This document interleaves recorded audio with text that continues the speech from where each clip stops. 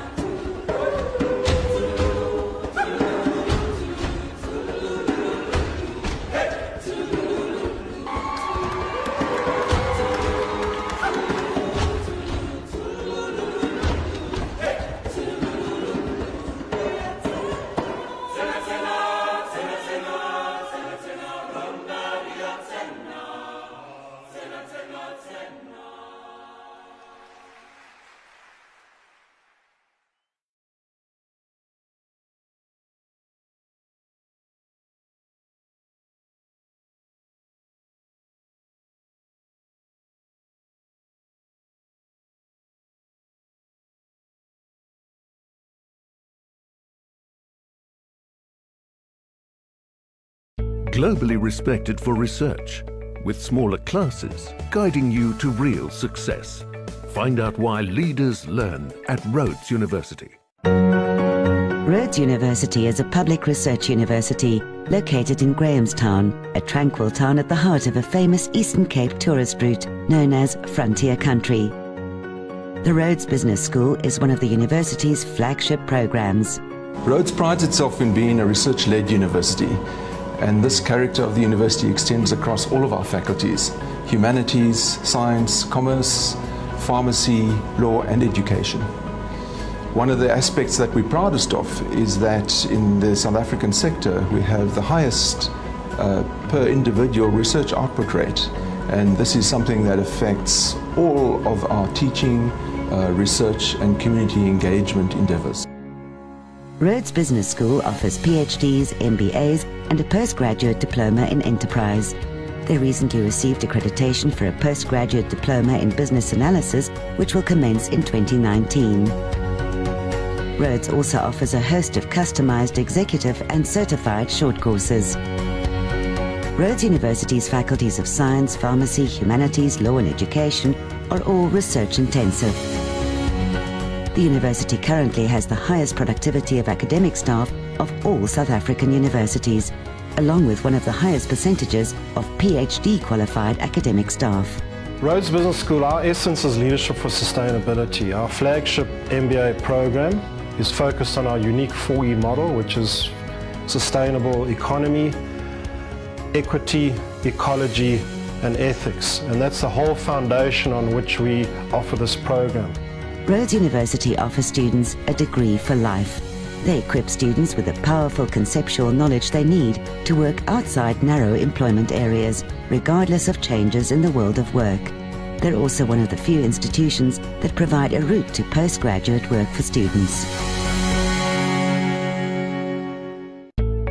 You've made it through undergrad, perhaps even settled into a job. The brightest future is in your hands. But how many people achieve anything worthwhile entirely alone? Let's talk about a university globally respected for research, with closer guidance, relevant courses, the potential bridge between aspiring and real success. Rhodes University, where leaders learn.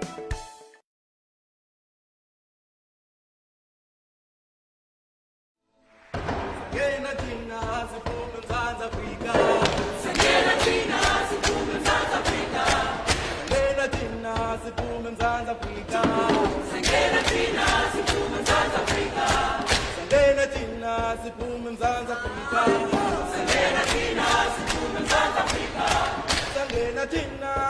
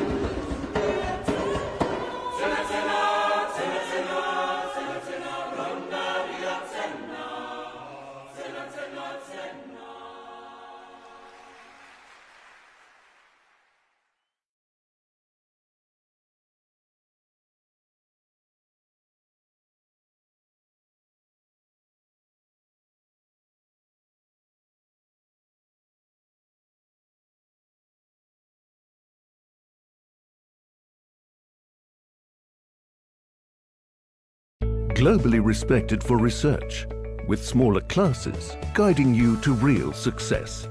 Find out why leaders learn at Rhodes University. Rhodes University is a public research university located in Grahamstown, a tranquil town at the heart of a famous Eastern Cape tourist route known as Frontier Country. The Rhodes Business School is one of the university's flagship programs. Rhodes prides itself in being a research-led university, and this character of the university extends across all of our faculties: humanities, science, commerce, pharmacy, law and education. One of the aspects that we're proudest of is that in the South African sector we have the highest per individual research output rate, and this is something that affects all of our teaching, research and community engagement endeavours. Rhodes Business School offers PhDs, MBAs and a postgraduate diploma in enterprise. They recently received accreditation for a postgraduate diploma in business analysis, which will commence in 2019. Rhodes also offers a host of customized executive and certified short courses. Rhodes University's faculties of science, pharmacy, humanities, law and education are all research intensive. The university currently has the highest productivity of academic staff of all South African universities, along with one of the highest percentages of PhD qualified academic staff. Rhodes Business School, our essence is leadership for sustainability. Our flagship MBA program is focused on our unique 4E model, which is sustainable economy, equity, ecology and ethics. And that's the whole foundation on which we offer this program. Rhodes University offers students a degree for life. They equip students with the powerful conceptual knowledge they need to work outside narrow employment areas, regardless of changes in the world of work. They're also one of the few institutions that provide a route to postgraduate work for students. You've made it through undergrad, perhaps even settled into a job. The brightest future is in your hands. But how many people achieve anything worthwhile entirely alone? Let's talk about a university globally respected for research, with closer guidance, relevant courses, the potential bridge between aspiring and real success. Rhodes University, where leaders learn.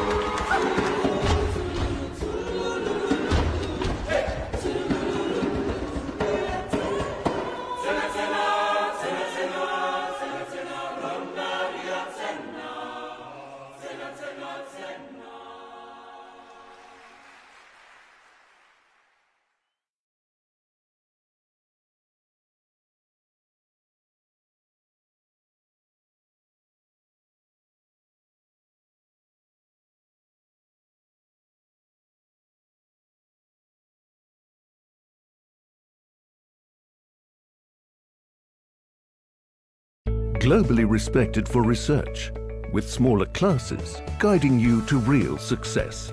Find out why leaders learn at Rhodes University. Rhodes University is a public research university located in Grahamstown, a tranquil town at the heart of a famous Eastern Cape tourist route known as Frontier Country.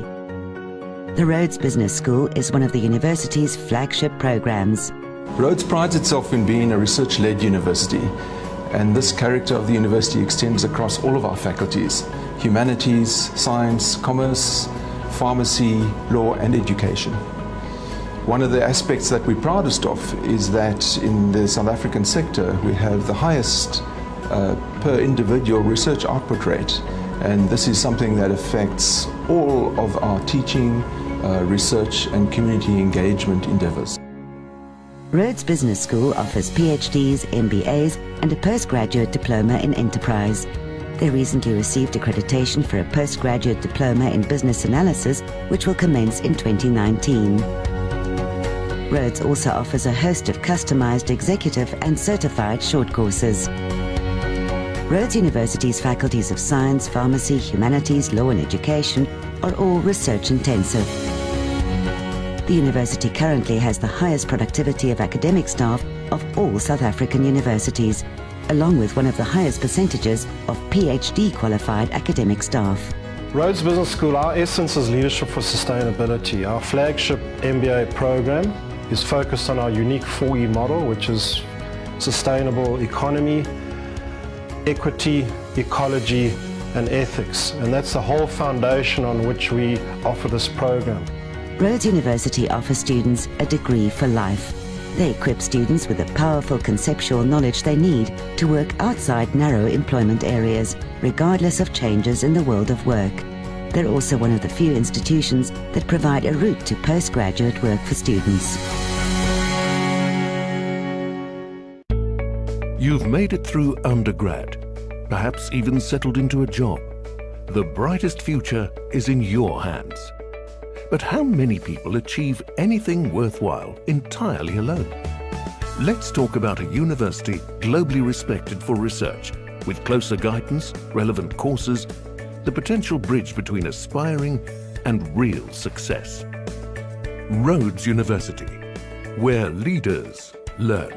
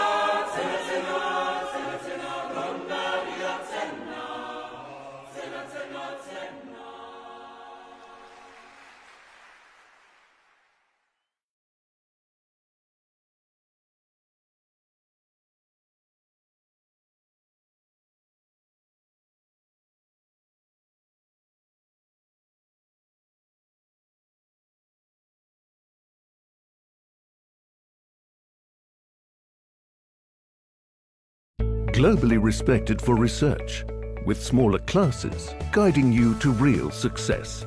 Find out why leaders learn at Rhodes University.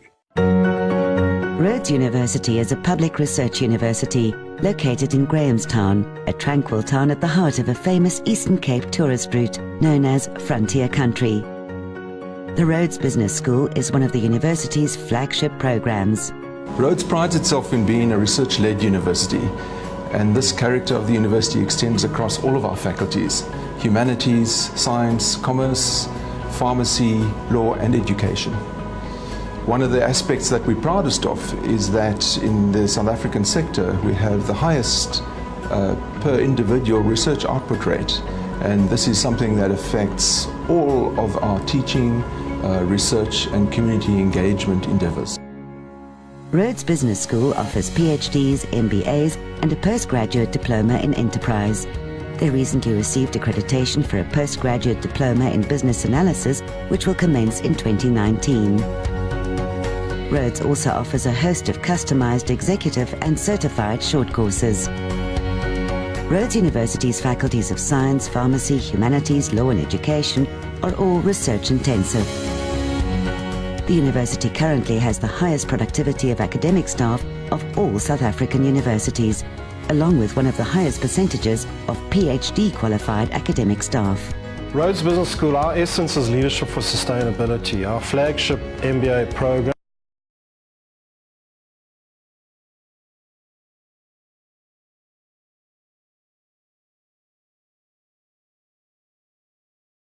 Globally respected for research, with smaller classes guiding you to real success. Find out why leaders learn at Rhodes University.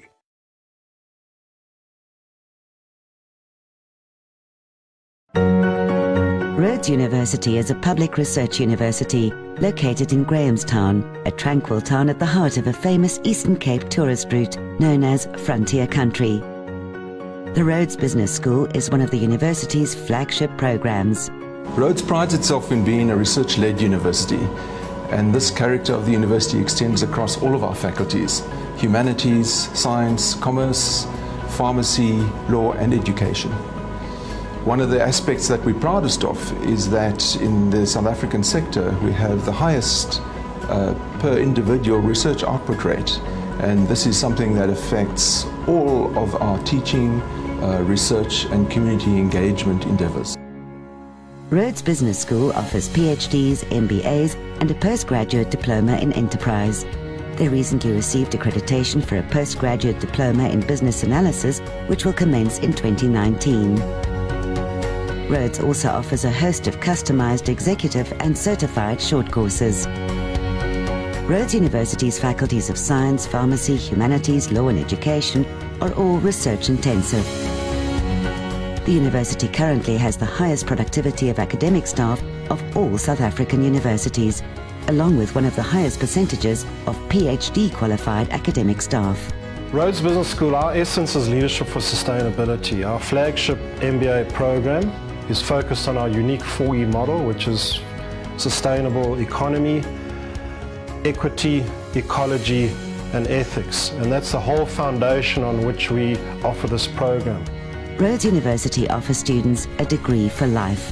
They equip students with the powerful conceptual knowledge they need to work outside narrow employment areas, regardless of changes in the world of work. They're also one of the few institutions that provide a route to postgraduate work for students.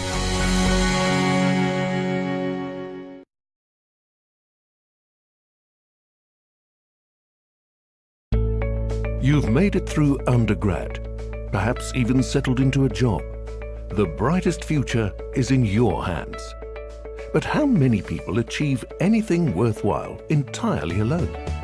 Let's talk about a university globally respected for research, with closer guidance, relevant courses, the potential bridge between aspiring and real success. Rhodes University, where leaders learn.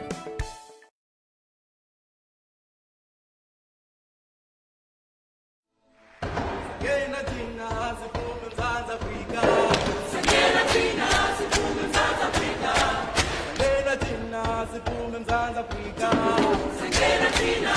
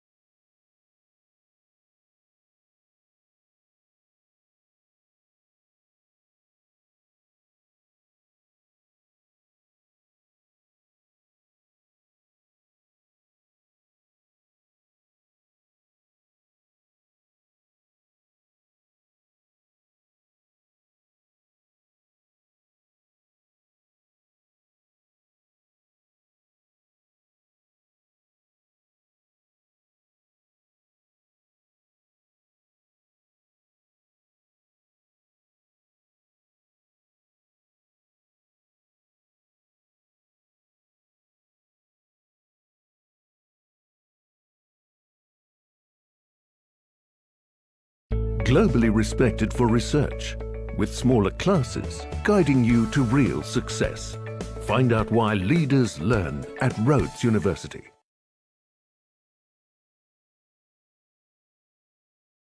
Rhodes University is a public research university located in Grahamstown, a tranquil town at the heart of a famous Eastern Cape tourist route known as Frontier Country. The Rhodes Business School is one of the university's flagship programs. Rhodes prides itself in being a research-led university, and this character of the university extends across all of our faculties: humanities, science, commerce, pharmacy, law and education. One of the aspects that we're proudest of is that in the South African sector we have the highest per individual research output rate, and this is something that affects all of our teaching, research and community engagement endeavours. Rhodes Business School offers PhDs, MBAs and a postgraduate diploma in enterprise. They recently received accreditation for a postgraduate diploma in business analysis, which will commence in 2019. Rhodes also offers a host of customized executive and certified short courses. Rhodes University's faculties of science, pharmacy, humanities, law and education are all research intensive.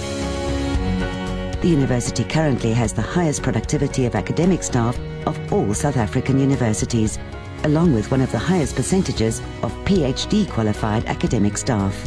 Rhodes Business School, our essence is leadership for sustainability. Our flagship MBA program is focused on our unique 4E model, which is sustainable economy, equity, ecology and ethics. And that's the whole foundation on which we offer this program. Rhodes University offers students a degree for life. They equip students with the powerful conceptual knowledge they need to work outside narrow employment areas, regardless of changes in the world of work. They're also one of the few institutions that provide a route to postgraduate work for students.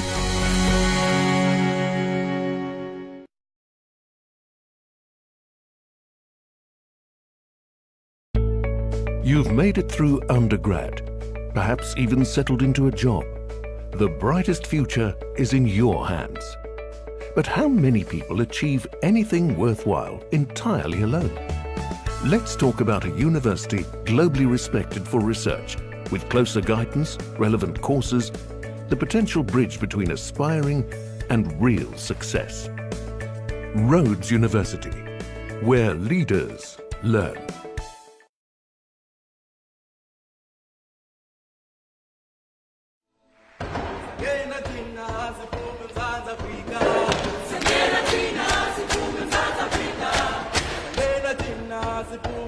Africa.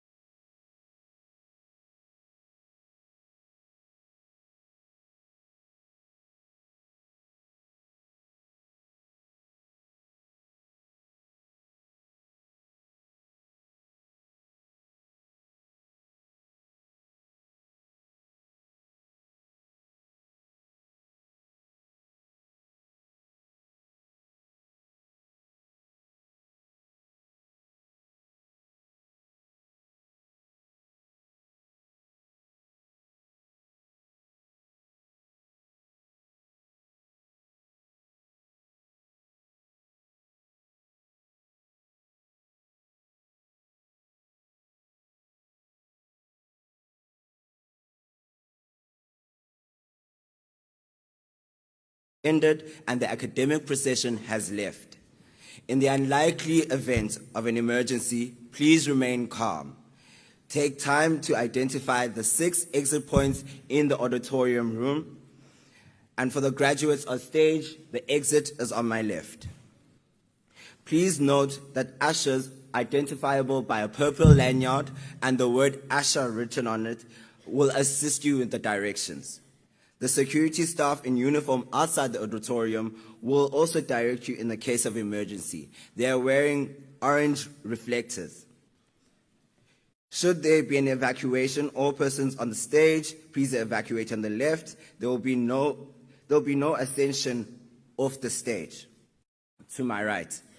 The assembly points for people on the stage will be on the car park outside. The auditorium and overflow room, you'll assemble on the car park outside the auditorium. Please vacate the venue completely.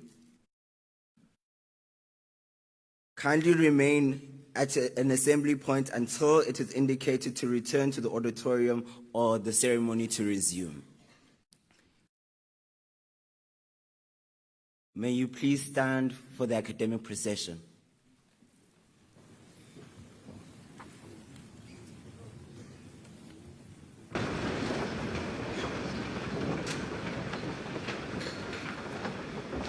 Gaudiamus igitur, juvenestum sumus. Gaudiamus igitur, juvenestum sumus.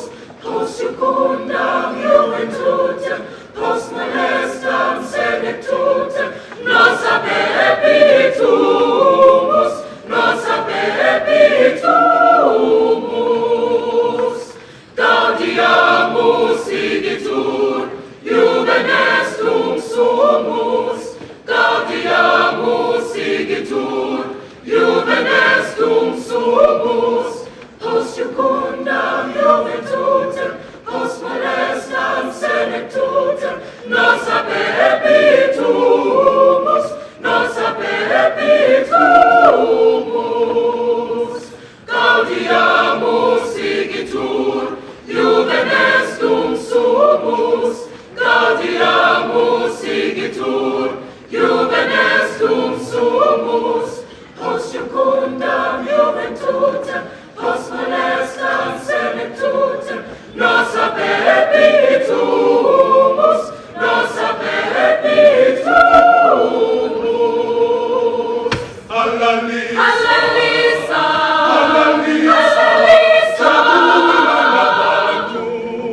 Jabula nabantu, Izani sipio, Kabelani mo.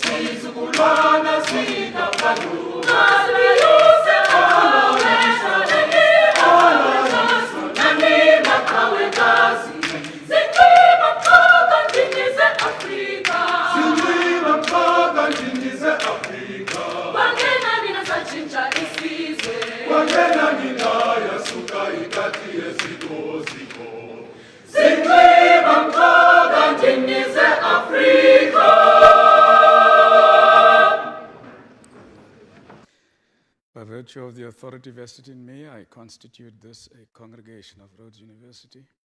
Please be seated.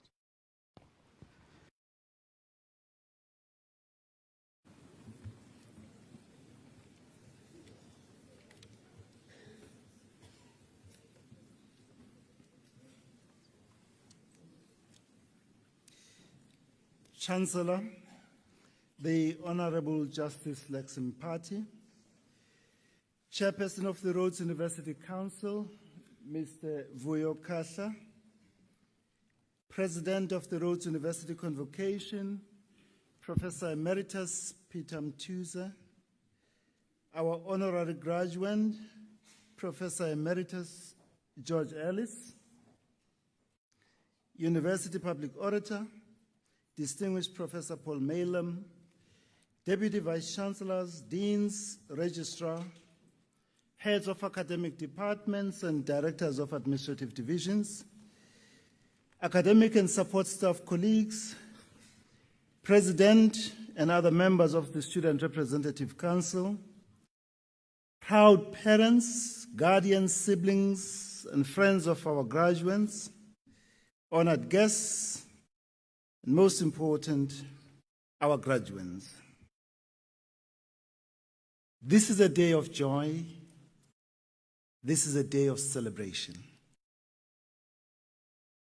It gives me immense pleasure to welcome you all to the third of 6 graduation ceremonies of 2019 at Rhodes University. Graduation ceremonies are an important highlight in our university calendar. They afford us a special opportunity to recognize, honor, and celebrate the academic success and achievements of our new graduates. Graduation is a significant milestone which marks one of the most memorable experiences in the life of our graduates of any age. It marks the end and a new beginning. It is a culmination of many years of hard work and personal sacrifice, a celebration of a great personal accomplishment, a moment of joy and pride for parents and other family members, a time to reflect on the road traveled and to look forward to a future rich with promise. On behalf of our Chancellor, Council, and the entire Rhodes University community, I offer our warmest and proud congratulations to each one of you, our graduates, on your wonderful achievements. Let me extend our heartfelt congratulations to those graduates who are the first in their family to earn a university degree. Having been one myself, I know too well just what a proud and special moment this is for you. You have achieved what no one in your family has achieved. Heartiest congratulations. Over the years you have been at Rhodes, you have been sustained by the unfaltering support, loving sacrifices, and constant encouragement of your parents, guardians, siblings, friends, and loved ones.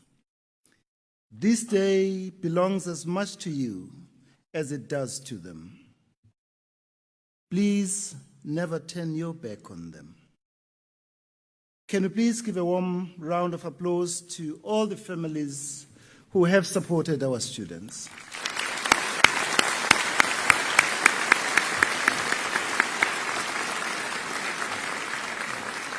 Thank you.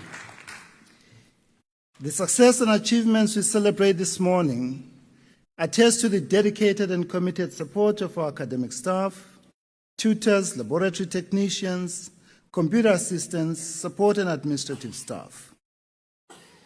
We also acknowledge with great gratitude the important role played by our cleaners, cooks, gardeners, janitorial staff, wardening staff, and student leaders in creating a rich and supportive intellectual, social, and physical environment for our students to develop, grow, and succeed in their academic endeavors. Humanity has much to celebrate. A major scientific breakthrough was announced on Wednesday this week.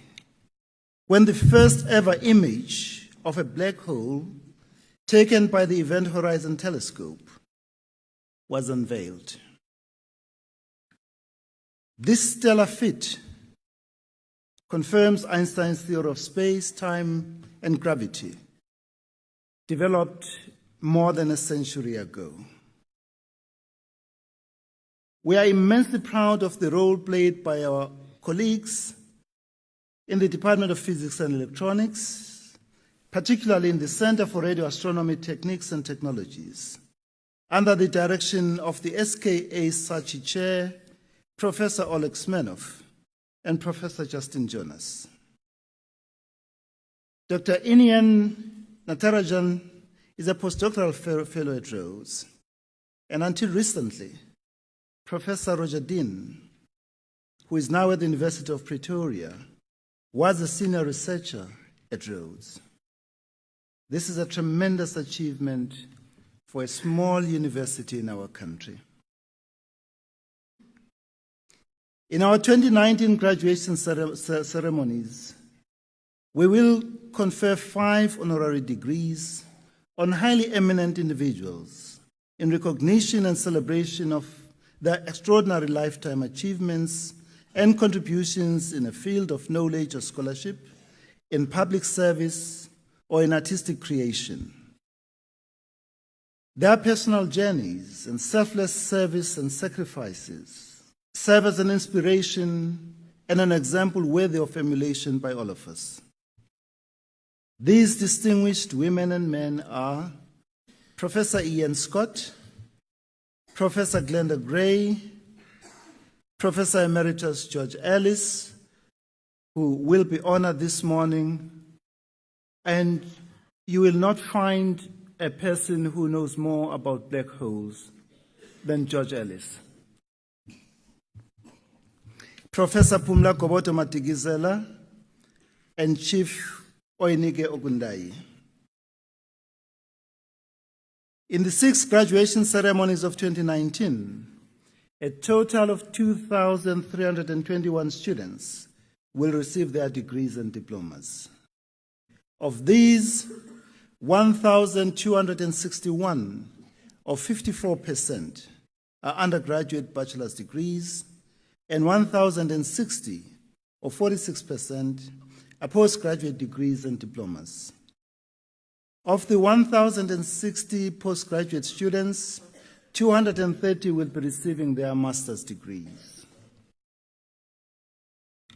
Of the 2,321 graduates, 61% are women.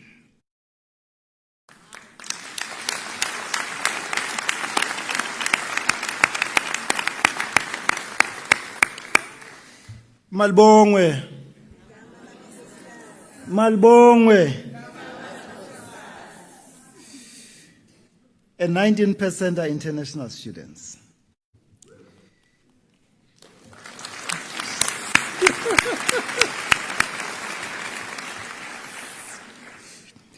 This year we have produced 89 PhD graduates.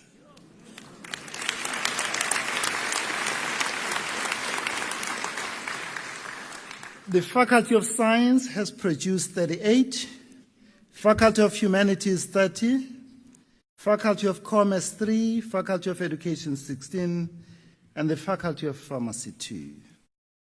Our warm congratulations to all our faculty deans, heads of departments, and the academic and support staff of our academic departments. One of the 38 science faculty PhD graduates is Matthew Weaver. Matthew was supervised by the late Professor Emeritus J. O'Keefe and was co-supervised by Professor Talipana. Jay passed away on the 31st of December last year, following a brave and good-humored battle with cancer. He was a much-acclaimed water scientist who gave much to Rhodes University throughout his career. Let me for a moment address myself to our graduates. You have received the best education from one of the finest universities in this country. With your Rhodes University qualification, you can embrace the future with confidence, courage, and conviction. Not only do you carry light with you, you are the light of the world. May your light shine before others and dispel the darkness of ignorance, prejudice, greed, selfishness, cynicism, hatred, hopelessness, and despair. May you brighten the corner wherever you find yourself. And as Germany can suggest, let your light shine as an inspiration to humanity and be the reason for someone to believe in the goodness of people.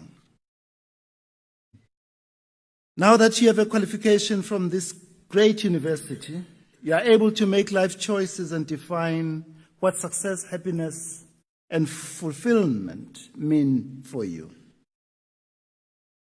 Whatever choices you make in life, never elevate personal ambition or single-minded pursuit of material or financial gain above all else. There is no honor in the abuse of public trust for private or personal benefit. This is an important lesson to be learned from the PIC Commission, which is chaired by our Chancellor.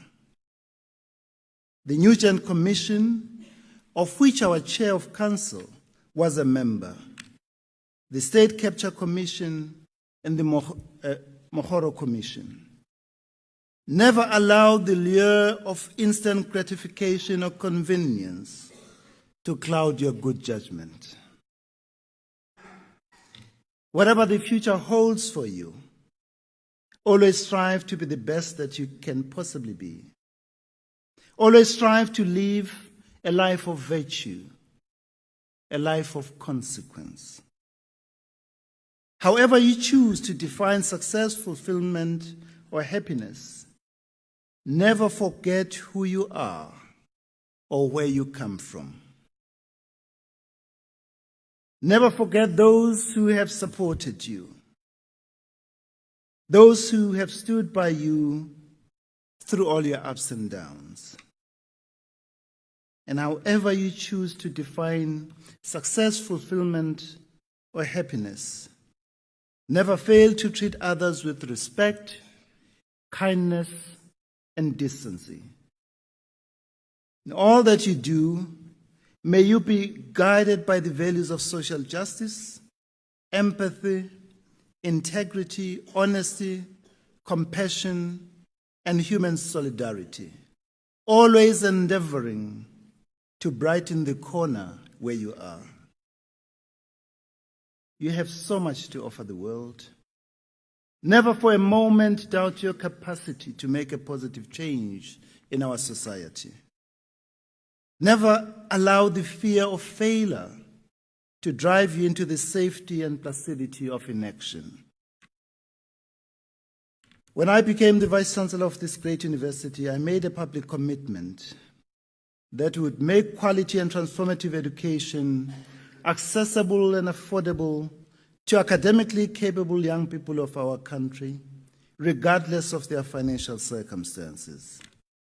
Indeed, we must do all in our power to attract the best and the brightest from every section of our society and provide them with an opportunity to realize their hopes, dreams, and aspirations.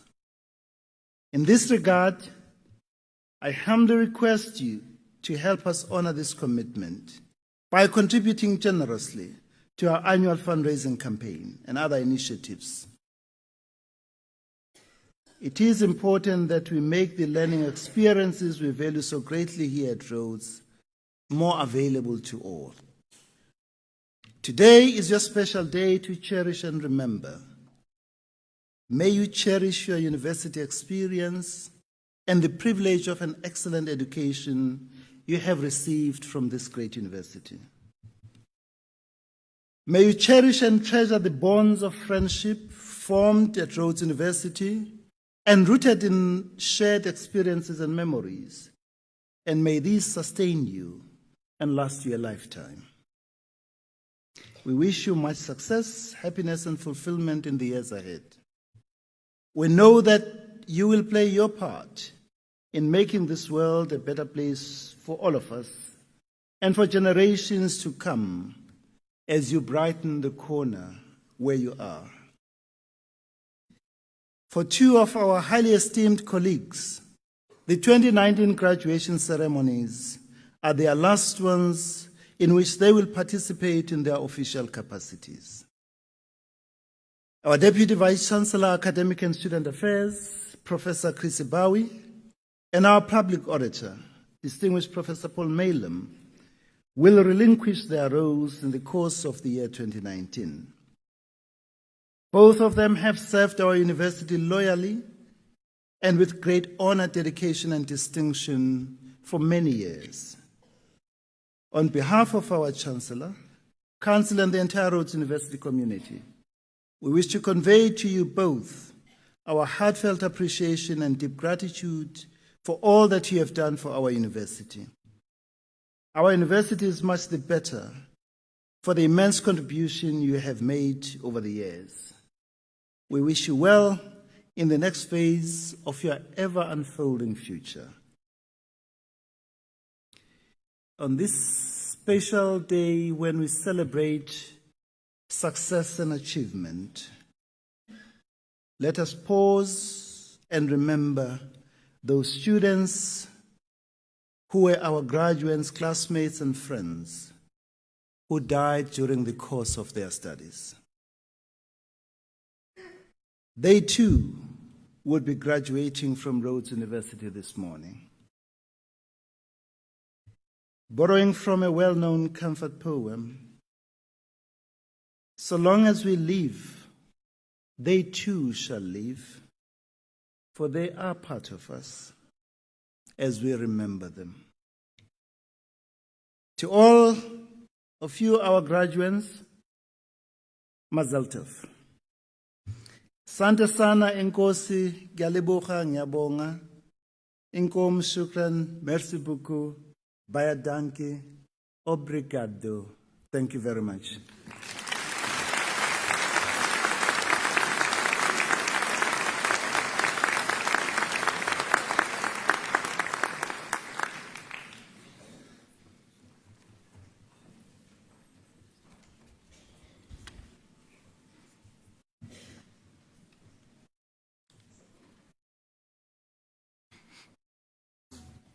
If a non-scientist was asked to name a world-renowned physicist of recent times, the name most likely to come up would probably be Stephen Hawking. Over 45 years ago, Hawking worked closely with a fellow postdoctoral student at Cambridge. This was George Ellis. The two wrote a book together, The Large-Scale Structure of Space-Time, published in 1973. Described as a masterpiece, the book was translated into Russian and Chinese, attracted nearly 10,000 citations, and became a standard reference work.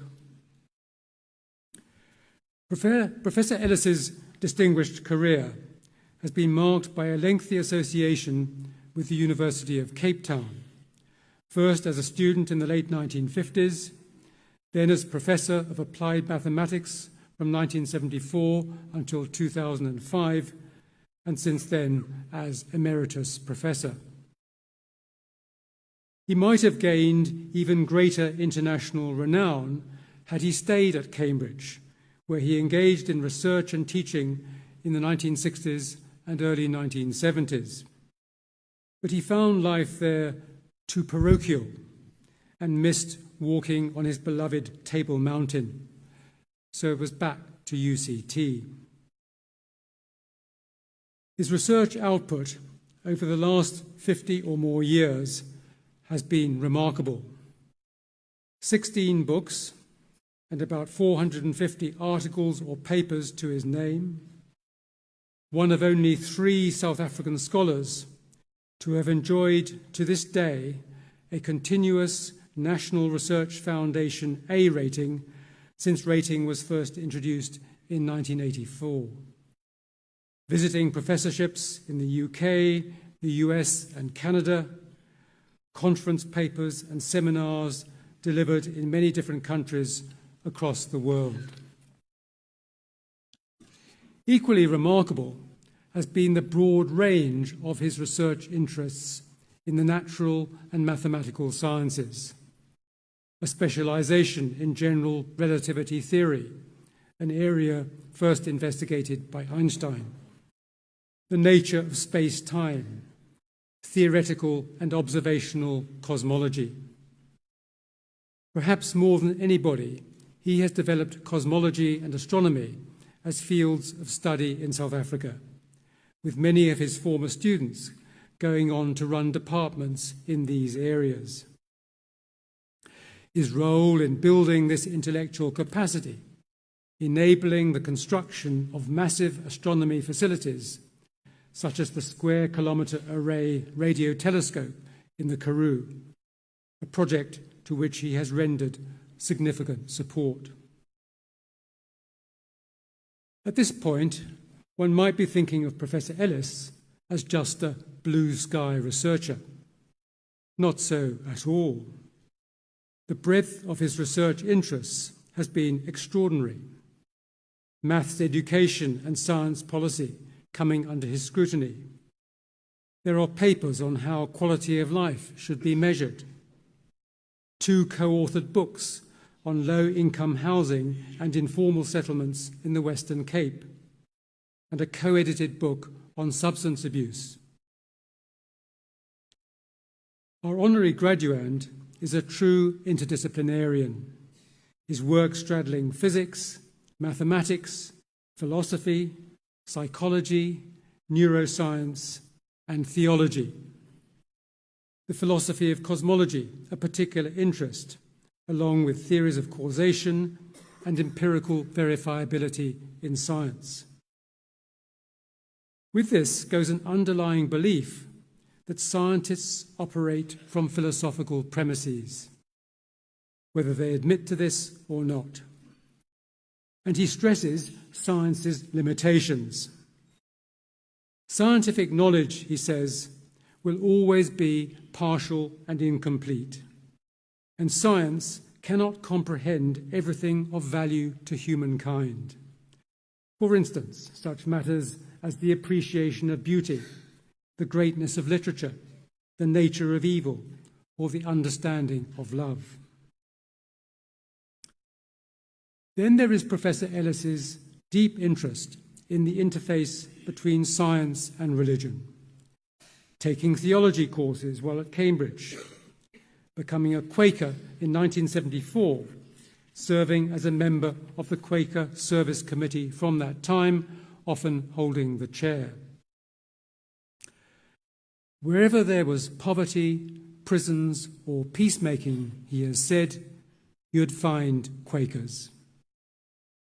His co-authored book on the moral nature of the universe shows how science and religion can be brought together in a coherent way, while also emphasizing that implicit views on morality underlie all social sciences. Ethical considerations permeate his thinking and work.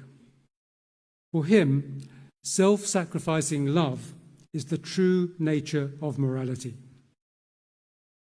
The foundational line of true ethical behavior, he says, its main guiding principle, valid across all times and cultures, is the degree of freedom from self-centeredness of thought and behavior, and willingness freely to give up one's own self-interest on behalf of others.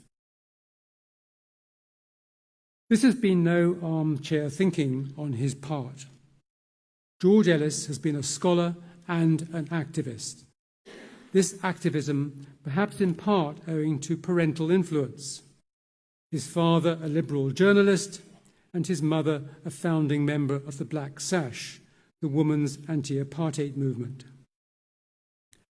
George Ellis's own involvement during the apartheid years included support for development projects initiated by Steve Biko, raising awareness of the appalling living conditions in Western Cape informal settlements, and helping to expose the apartheid state's brutal third force activities and hit squad operations during the early 1990s.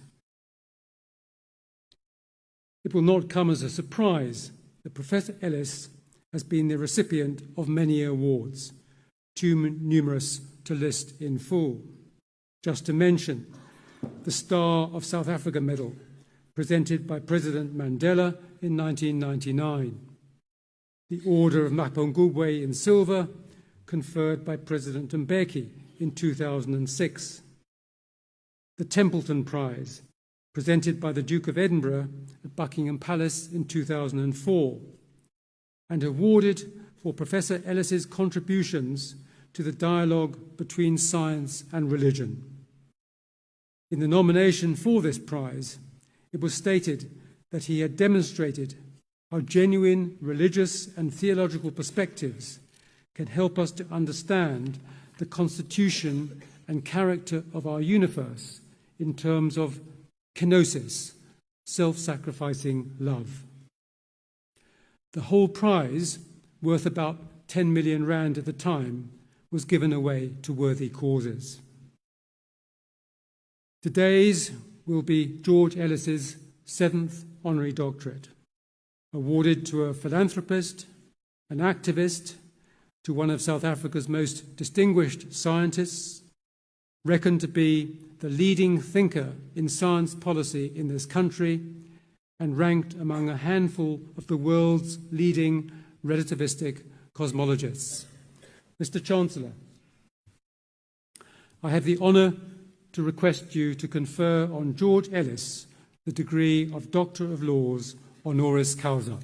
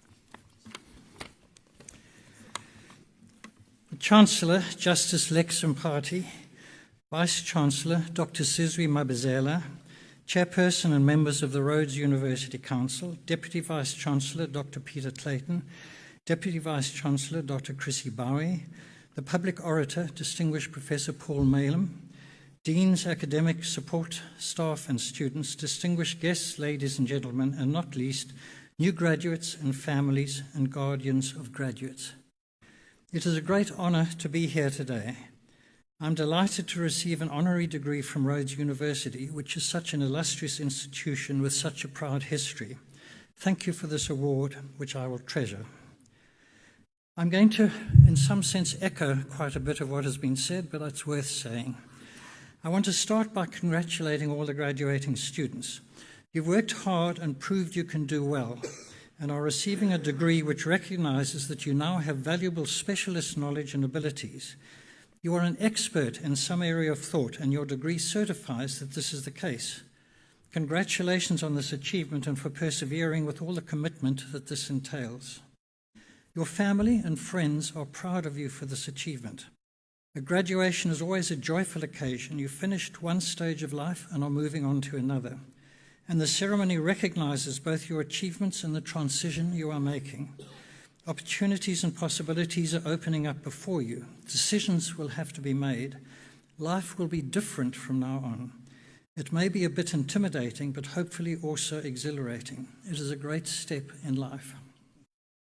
I want to emphasize that you are being awarded your degrees by a world-class institution. What this means is that they will be recognized everywhere in this country and indeed anywhere in the world. The degree has such a value because of the status and recognition this university has achieved through the dedicated work of hundreds of academics and staff over the course of more than a century. They have built up an institution of real worth whose imprimatur is on your degree certificate. This gives you access to many further opportunities both here and abroad. In my own case, I was able to go to Cambridge and be accepted into a PhD program there because those at Cambridge knew that my BSc degree from UCT was world-class. Because of it, I've been able to contribute to the development of scientific knowledge in my own society and with research groups around the world. Treasure what it means to be awarded your degree from this institution and that your academic achievement will be recognized anywhere in the world, as well as by businesses and other institutions in South Africa. The international recognition your degree will receive is part of a significant theme. Students from Africa, in particular South Africa, can have the same success as students from anywhere in the world. In intellectual terms, we form part of a global community and can produce intellects and abilities that are amongst the best in the world. That is what this university, my own university, stand for and are part of.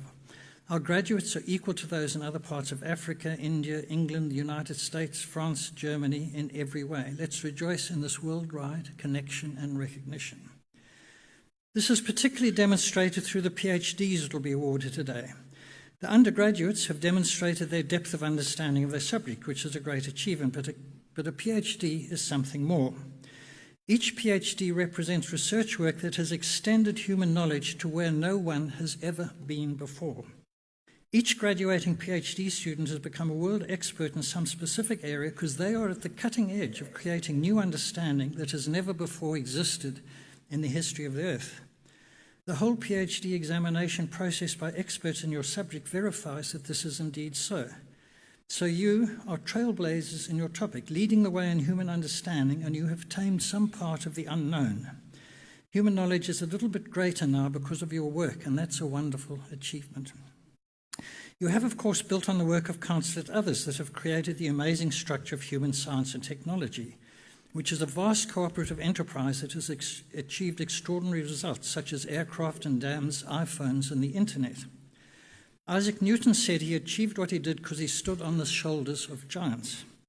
And that is indeed true. But the extra point he did not say is that when he stood on the shoulders of giants, he then looked in the right direction. That capacity... That capacity to see where the new developments will arise, what is the direction that needs investigation and will produce new results, that capacity is at the heart of human creativity and achievement. Incidentally, as has been mentioned, South Africa is a world leader in radio astronomy through the development of the Square Kilometre Array radio telescope at Carnarvon in the Karoo.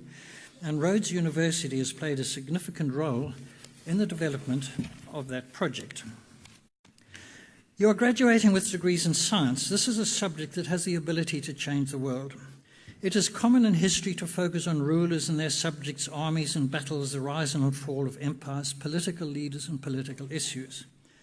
These are, of course, important, but in the broader view of things, all of these people are users of technology that makes the deeper changes to human history. Thus, in a real sense, history is about the rise and use of science and technology. Let me illustrate by some specific examples. Isaac Newton was the first to understand the laws of motion that govern how objects move. This underlies all engineering, such as the design of motor cars and aircraft, and will continue to be the foundation of mechanical engineering as long as we design and make them. James Clerk Maxwell discovered the way that electricity and magnetism work together to create light. And this led to the recognition of the possibility of radio. And so his theory, Maxwell's theory, led to the existence of radio, television, iPhones, and GPS systems. This will continue to be the basis of radio technology for all time. He has transformed everyone's life. Alan Turing worked out how general-purpose computers could be constructed and so laid the foundations for all digital computers and the huge revolution in our lives that entailed. Charlie Towns worked out the possibility of the laser and so made the existence of CDs and DVDs possible, as well as transforming experimental physics and parts of engineering. Alan Cormack worked out the theory of a CAT scanner and constructed the first working model of one at the University of Cape Town, transforming medicine forever. CAT scans, PET scans, MRI scans are now a routine part of medicine and are transforming neuroscience. Grace Hopper transformed computing by developing the first compiler ever. It is because of her that you can enter easily understood commands on your computer instead of having to tell it what to do in binary code, which is an almost impossible task. In each case, and I could mention many more, these discoveries were then adopted by all countries in all parts of the world, irrespective of their political systems or philosophical ideologies. These discoveries are the common property of all humanity and will remain so until life on Earth ceases. They are the truly transformative forces in society over the long term. An amazing local example is Siobulele Kuza, who began experimenting with rocket fuels in his mother's kitchen. This passion turned into a serious science project that culminated in him developing a cheaper and safer rocket fuel that was used by NASA. His science project won gold at the National Science Expo and the Derek Gray Memorial Award for the most prestigious project in South Africa. This led to an invitation to the International Youth Science Fair in Sweden in 2006, where he presented his project to the King and Queen of Sweden and attended the Nobel Prize ceremony in Stockholm. Kuza's field of expertise is energy storage, and he is currently developing a sustainable model for energy storage based on microfuel cells in South Africa. He says, "I'm motivated not by material things, but by achieving significance." His long-term goal centre on creating his own energy solution company, something he says will help harness Africa's potential in the energy economy. So as you go out and enter your new life, be creative. Imagine what can be done and work out how to do it and make it happen. You have the power to make a real difference at either a fundamental level or in the application of what we know to society around us. Treasure that opportunity and use it. But as well as developing and using your technical capacity, what matters crucially are your values as you lead your lives. What contribution you make will depend on the values that underlie your work and your life. And there are two specific issues I want to mention in this regard. First, there's a basic issue of the direction one's life takes. Martin Luther King said, "An individual has not started living until he or she can rise above the narrow confines of his or her own individualistic concerns to the broader concerns of all humanity. Every person must decide whether he or she will walk in the light of creative altruism or in the darkness of destruction, selfishness. Life's most persistent and urgent question is, what are you doing for others?" In the end, there's only one real question facing us. Are we living our lives just for ourselves or the common good? Are we concerned just with our own welfare or with the welfare of others? This is the key individual choice we will all make. And if we choose just to work for our own welfare, we won't contribute to making this country a better place. We won't be playing the role we ought to in making South Africa a place worthwhile living for everyone. Secondly, this issue arises also in societies and in the world at large. Globally, we're experiencing a crisis of rising anger and resentment. Inequality and cultural differences are leading to group conflicts based on polarization and the idea of us against them, leading to devaluing the other and, in extreme cases, to xenophobia. We are staring into an abyss of conflict and destruction as sectional interests divide us and generate hatred and fear. You have to choose where you stand in facing the situation and how it will work out in your working life. Your actions will make a difference. The future of this country in particular depends on a values renewal in public life, the need for a change to a spirit of caring for others, caring for the poor, and valuing the humanity of all. This is indeed taking place in many cases. Many individual actions and wonderful NGO projects across the country are based in this idea. But it is often not the spirit of the country at large, where many people are sowing divisions and telling people it is us against them. We are all in this together in South Africa, and the challenge now is to resist stereotyping as we challenge inequality. We will do this if we give one another the chance to be part of the change for the better for all, rather than working against groups we designate as outsiders for whatever reason. We each have one life and one chance to do something worth doing. It's crucial in creating a better life for all that we rise above the temptation to stereotype, treating everyone around us with respect and dignity, no matter what group they belong to, insisting on our common interests and common humanity. Following the clarion call by Bishop Tutu, we must resist denying anyone's humanity or demeaning them. While not tolerating racism and other prejudices, we must still see the common humanity of each of us as is so beautifully entailed in the traditional African spirit of Ubuntu.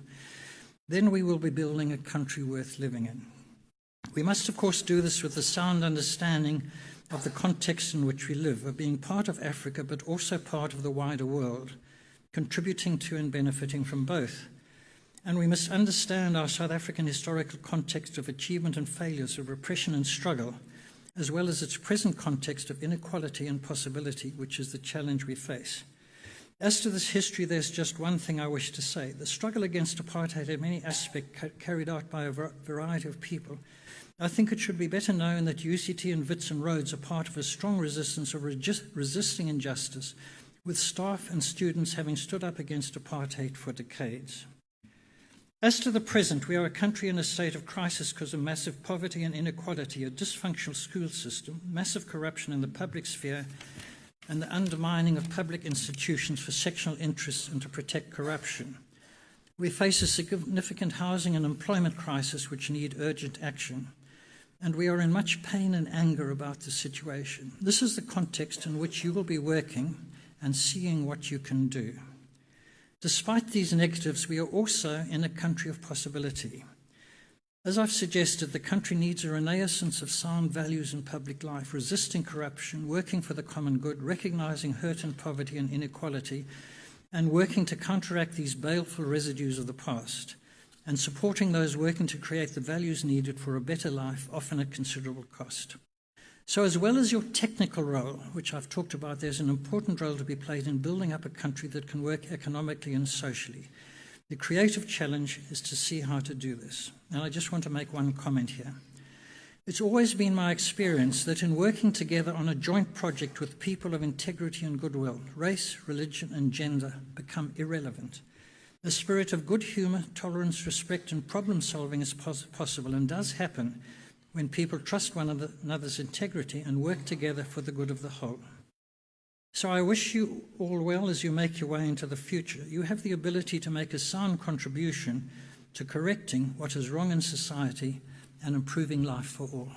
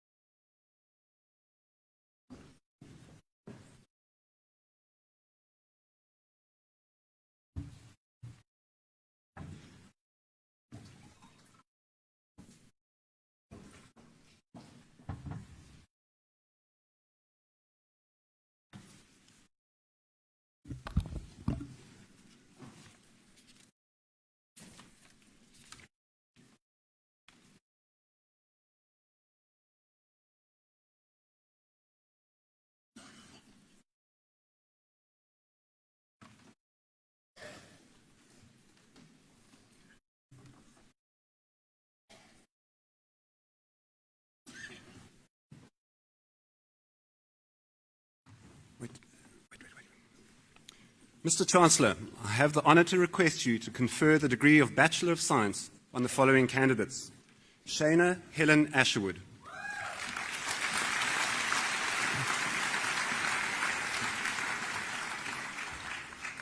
Klasumzi Babu.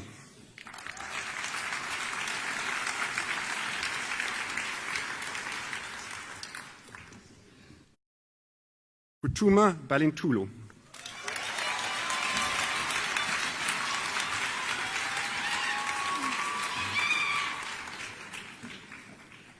Kirsty Lee Ball.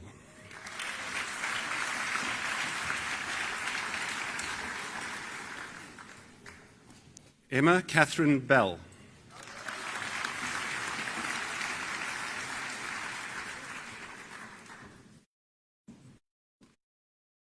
Ilan Ben David, with distinctions in economics and environmental science.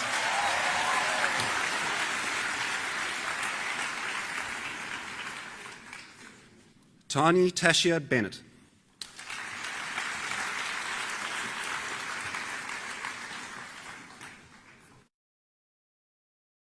Blake Benjamin Brody.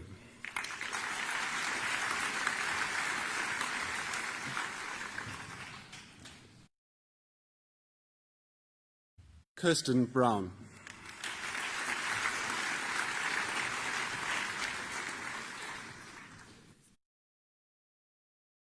Pumza Kalana.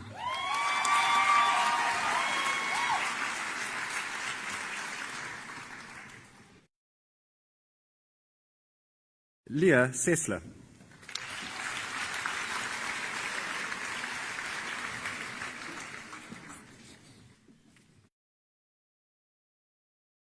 Beverly Tendai Chanaiwa.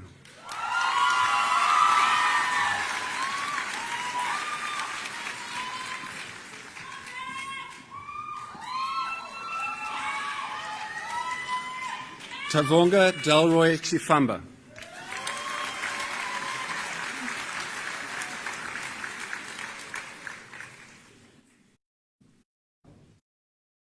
Tinashi Roy Chizema.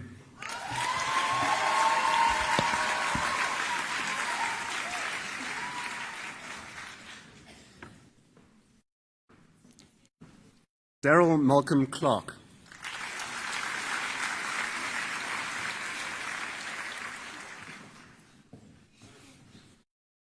Siposihle Piwe Clay.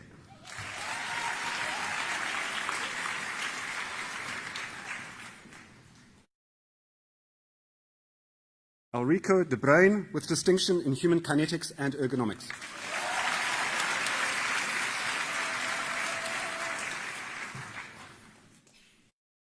Sergio Luc de Souza.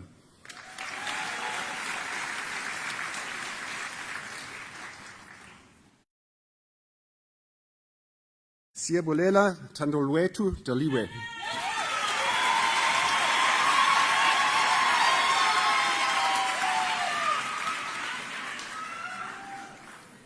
Janae Delport.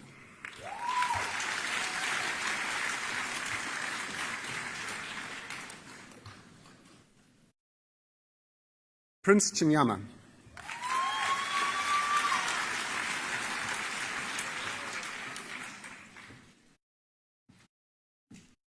Luc Charles de Tom.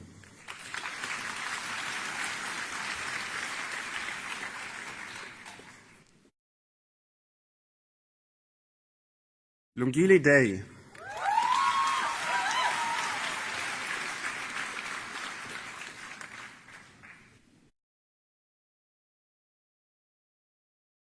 Priyashini Dava.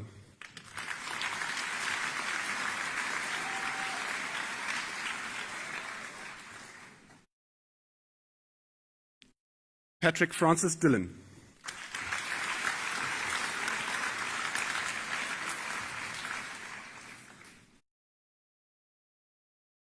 Russell Bruce Dixon, with distinction in ichthyology.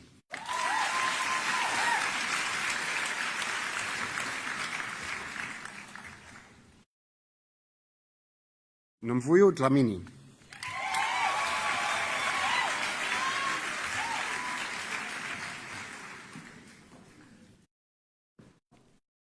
Taylor Devon Dodge.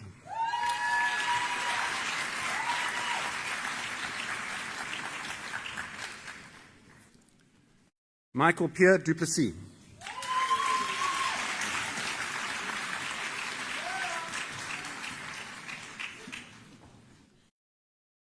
Sky Carol Dutoy.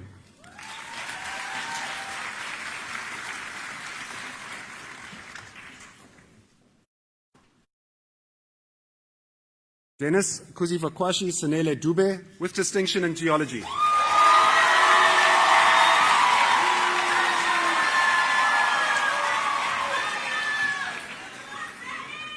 Nabila Adam Duda.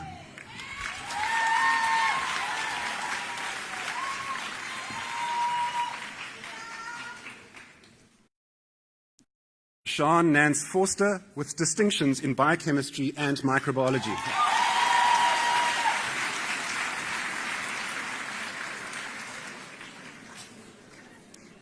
Pelokazi, France.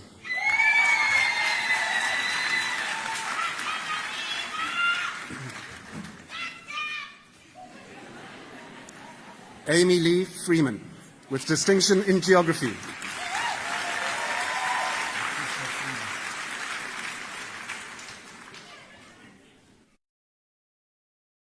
Ukushe Fumba.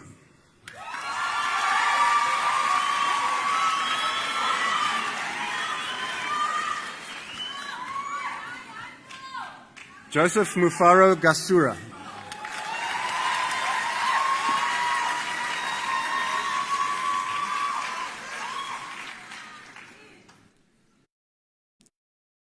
Nolita Takasi.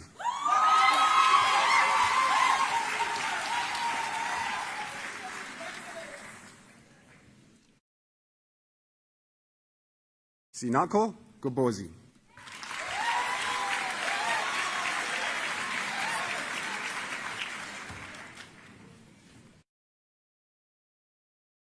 Callan John Gunn.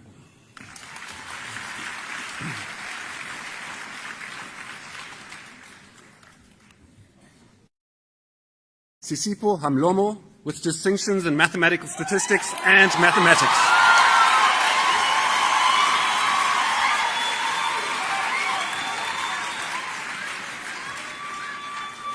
Francis Brian Hand.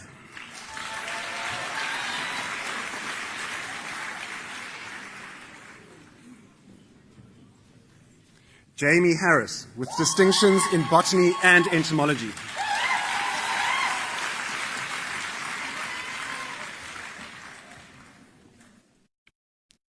Liteletu Hashe.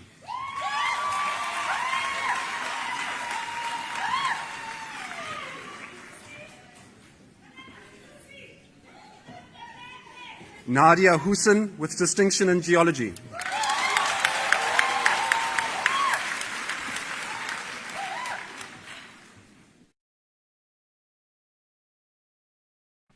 Emanuela Bia Ikwin with distinction in geology.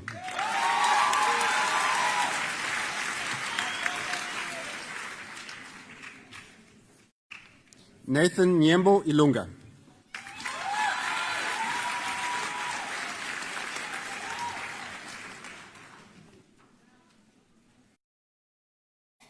Ilaga Marta Iambo.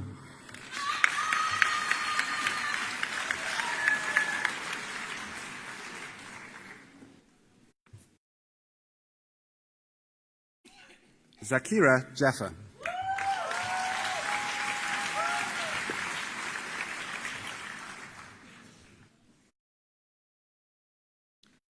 Christopher Roy Johnson.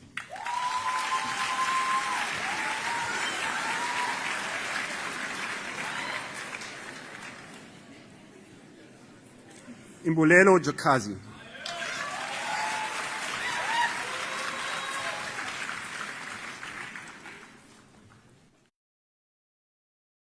Kanya Zimkita Jonas.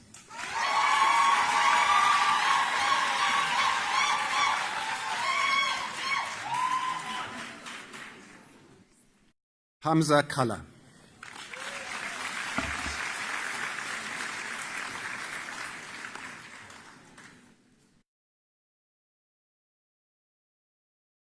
Thomas Kenyon with distinctions in biochemistry and microbiology.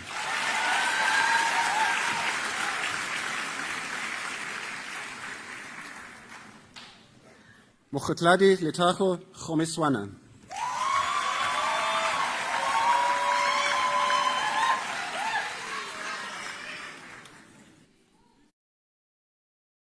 Injabulo Fortune Kumalu.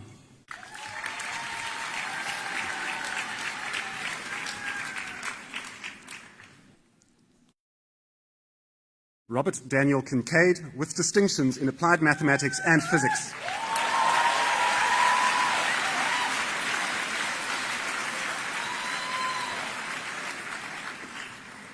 Joshua Desmond Brian Knock with distinction in biochemistry.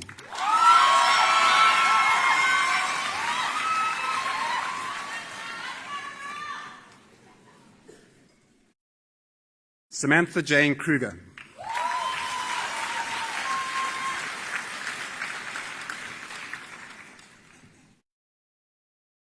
Corbin Reese Langley.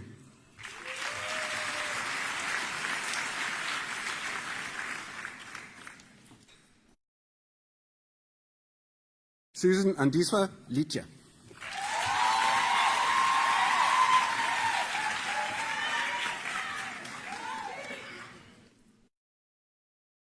Royston Mario Lebau.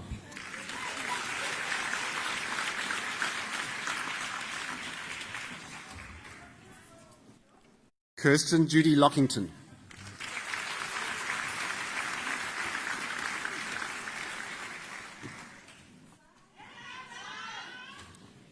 Anthony Izzy Lukamani.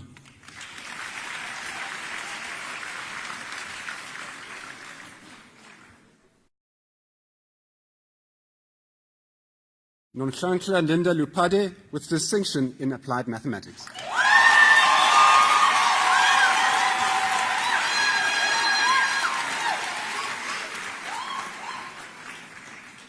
Amanda Luana.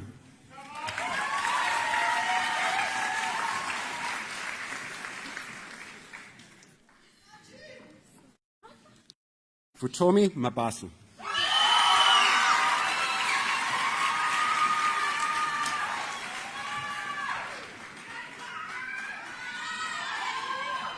Nokolo Penelope Mabena.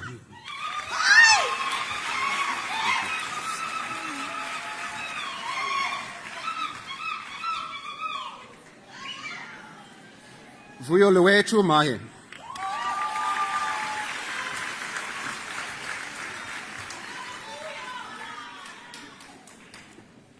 Tokozani Makhaule.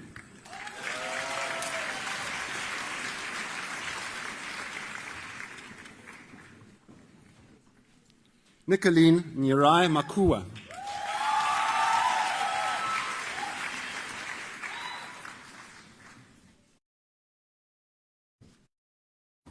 Kelebogile Gemotso Malope.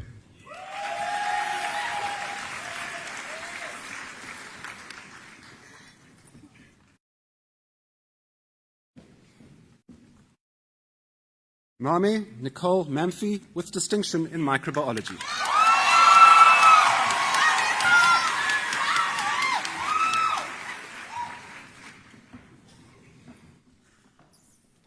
Kanya Kwezi Manyati.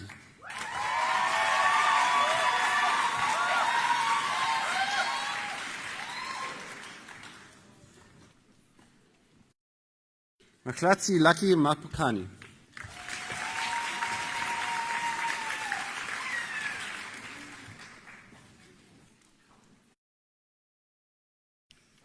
Edmore Marima with distinctions in geology and mathematical statistics.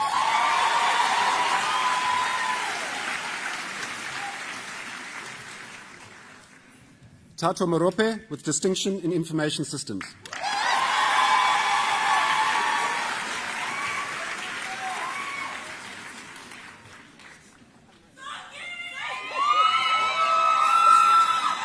Sungai Vesta Mashingyadze with distinction in biochemistry.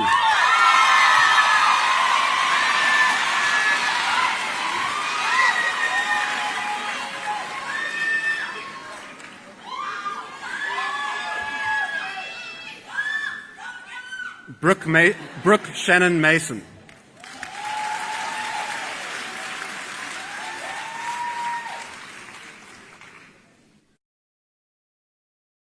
Nkosazane Ba Mosuku.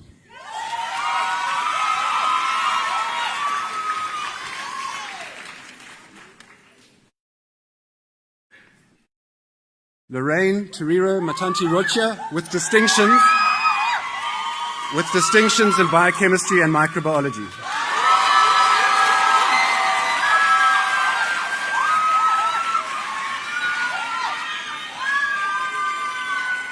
Michelle Rumbidzai Matiofa.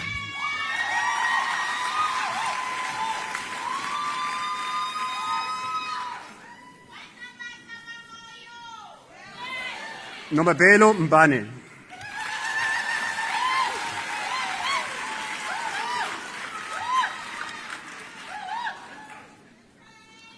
Mihlali Mbunge.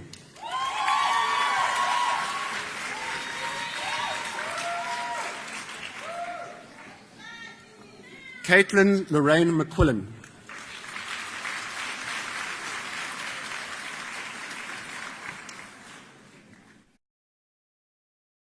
Nomonde Chivius Ndluli.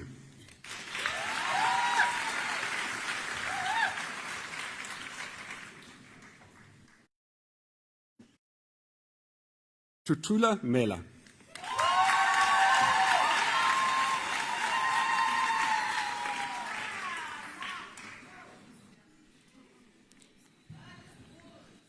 Liam David Meltzer.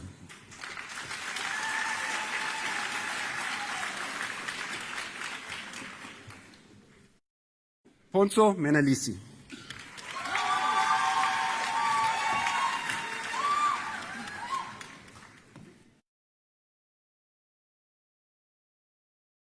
Sivenati Mgudlwa.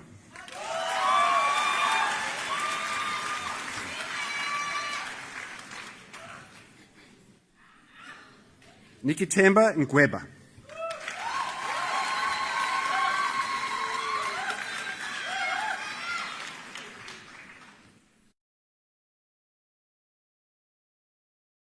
Bonga Mklauli.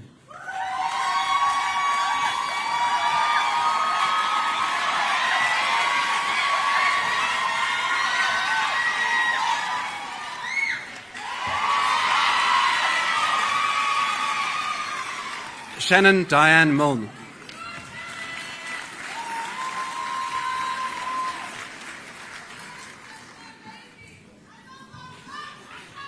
Nonkululeko Amanda Mkalipi.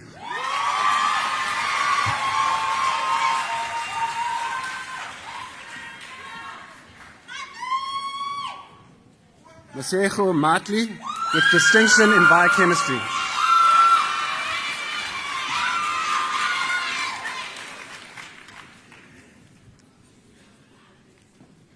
Zuko Mkwingwi.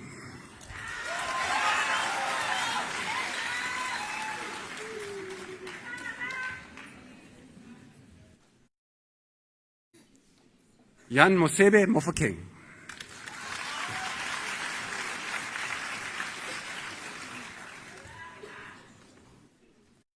Itaboho Gloria Mochakomo.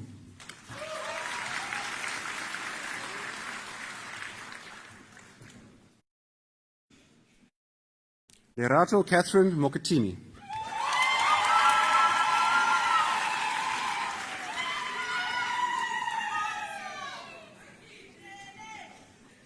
Lesede Machlati Mokoni.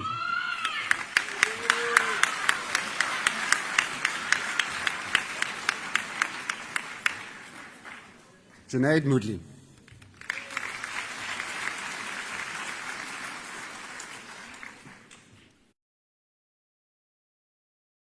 Okang Maureen Musasi.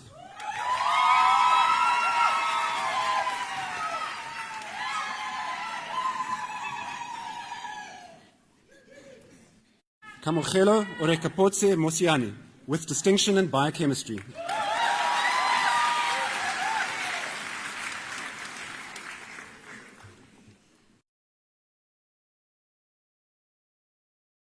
Philip Stanley Mostert, with distinctions in economics and mathematical statistics.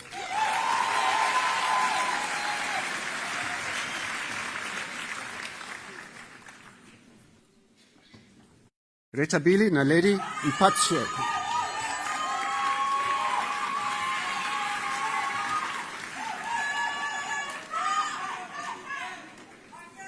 Anati Msutu.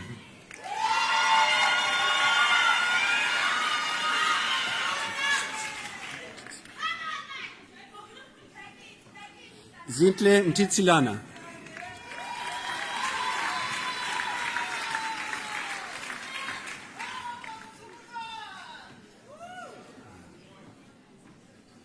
Dini Mtirara.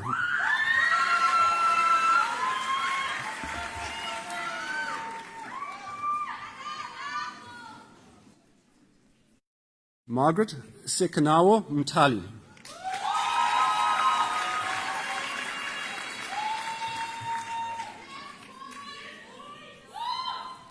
Reese Snell.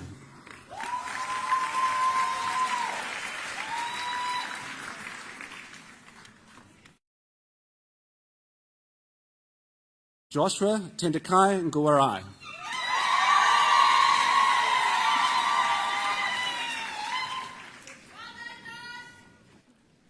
Buhle Bokona, praise God in Kabinde.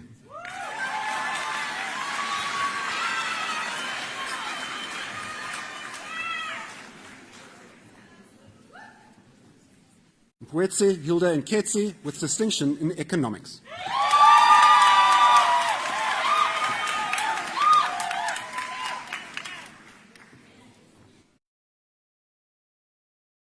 Siseto Melissa Nkula.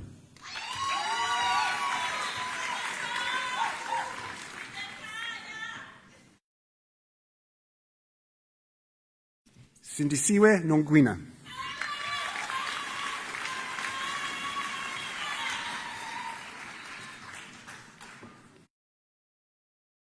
Apiwe Pamela Nombanga.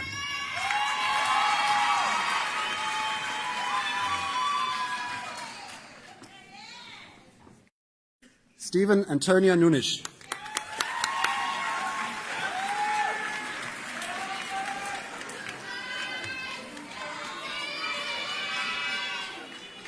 David Aburn.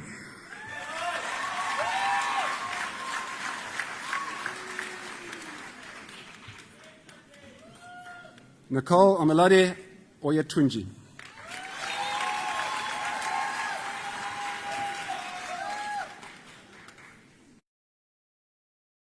Andisiwe Paliso.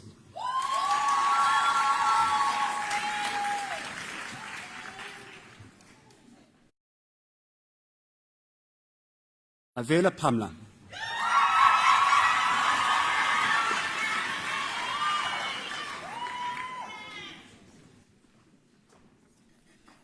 Yayun Park.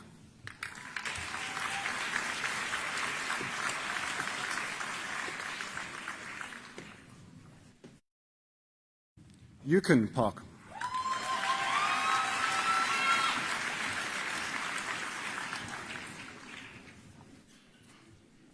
Andresia Grayson Play.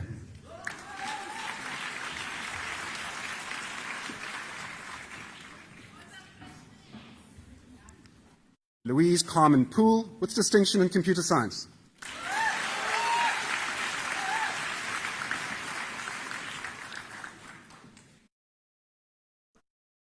Precious Ratabile Relating.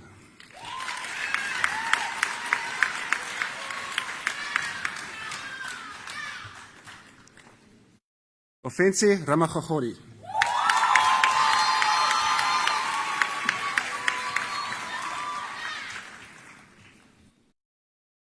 Boikancho Romakosi.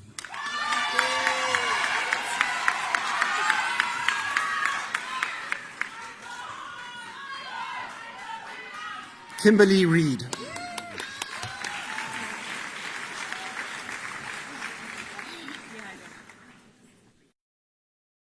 Catherine Reeve.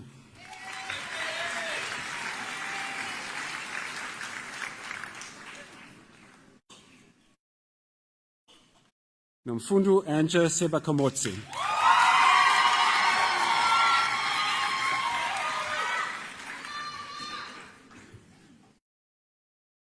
Chapiso Colin Seboko.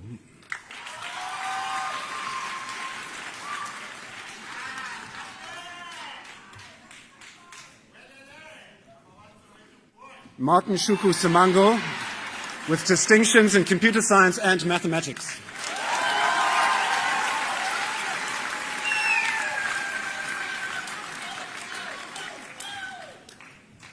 Ethel Tatenda Sengizi with distinction in economics.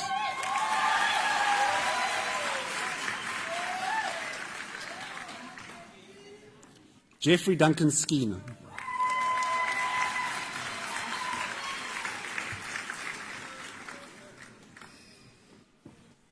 Annemie Smith.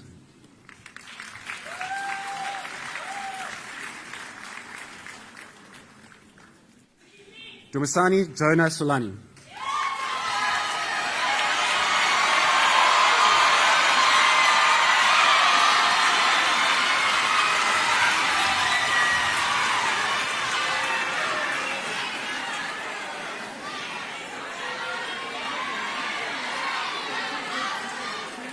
Intobeko Sontrata.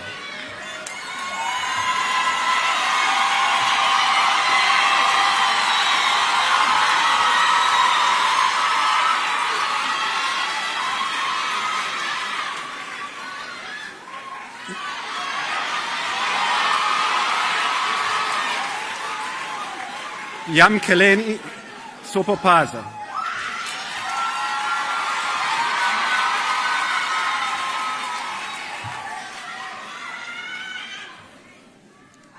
Tatos Bromok.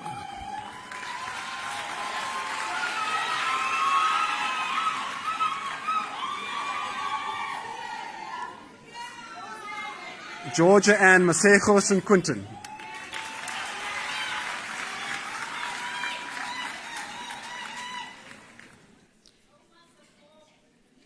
Jesse Clint Standard.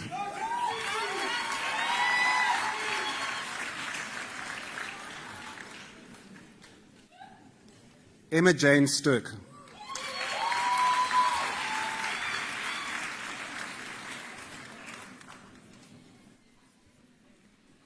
Jamie Lee Stone with distinctions in biochemistry and microbiology.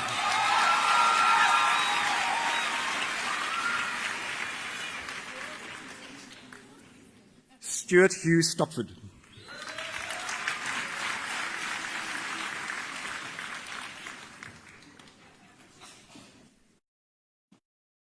Benjamin Steenfeld Strelitz with distinctions in applied mathematics and mathematical statistics.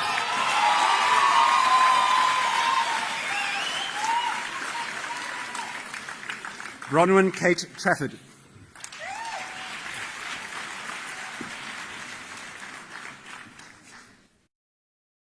Cara Marie Trevella.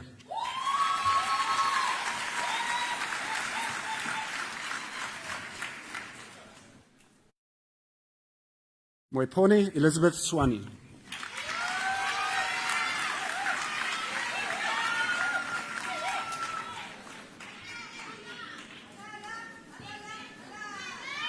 Luto Shambo.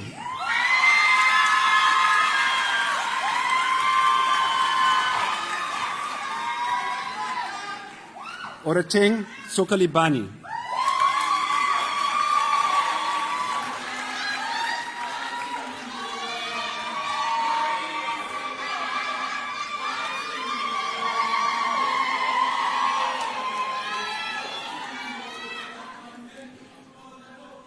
Vuyakazi Twani.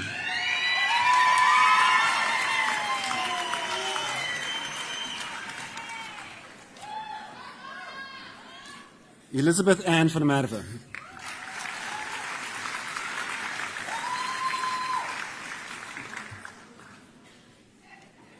Salea Woudan.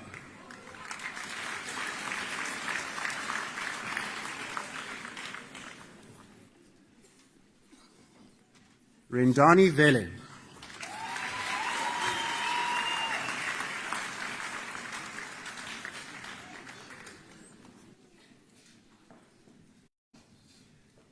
Ariana Heloise Joe Watkins with distinctions in biochemistry and microbiology.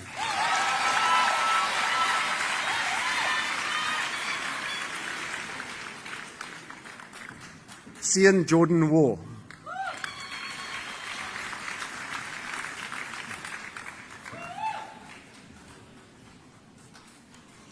Sven Erik Weiss.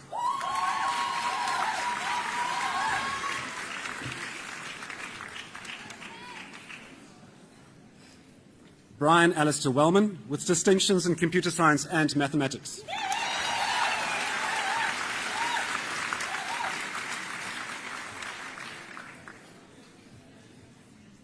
Megan Ashley Willemsen.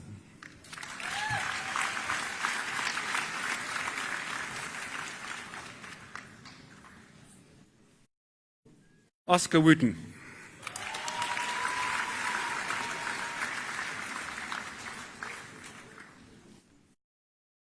Ross Michael Wortley.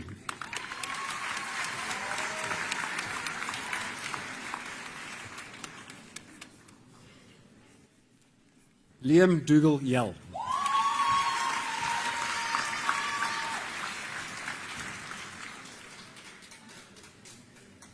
Sopakama Zabo.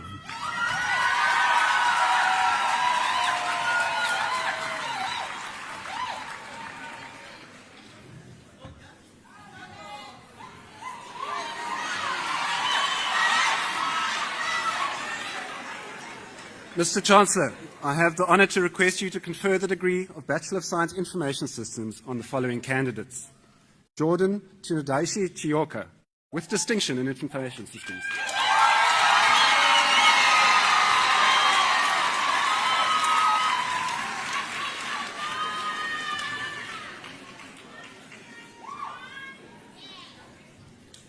Dane Seymour Horn, with distinctions in Computer Science and Information Systems.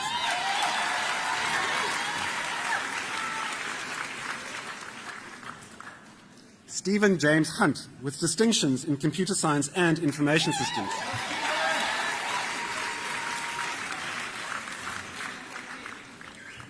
Martin Jonathan Kleinboy.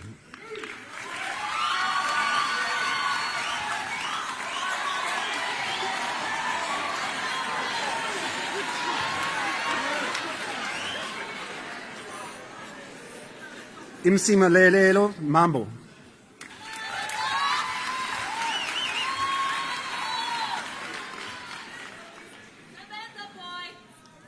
Natsai Masamvu.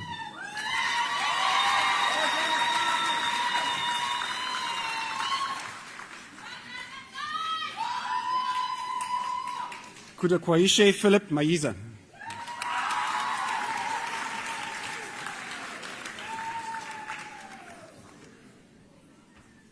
Nduvazi Proficient Nkansi.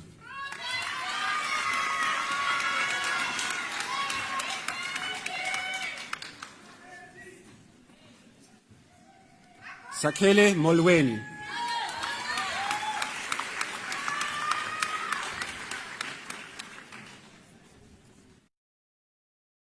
Mwazvita Maurice Jr. Mutuo.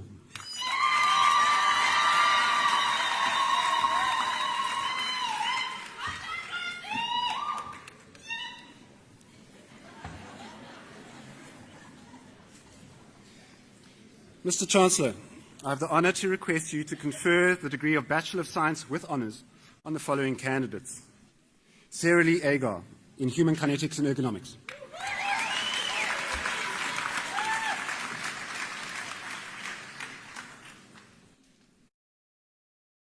Cassandra Barker, in Marine Biology.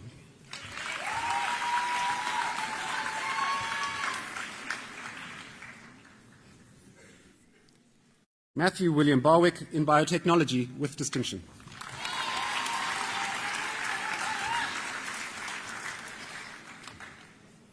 Kanyisili Tato Tima Buthelezi, in Biotechnology.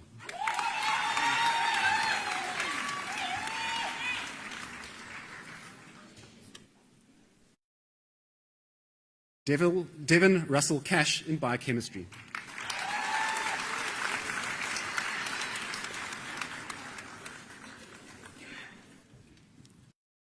Rebecca Ann Kaywood, in Entomology.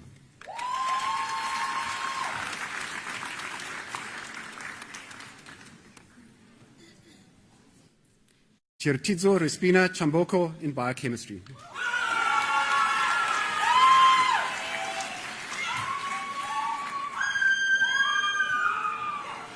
Nsikelelo Charles, in Physics.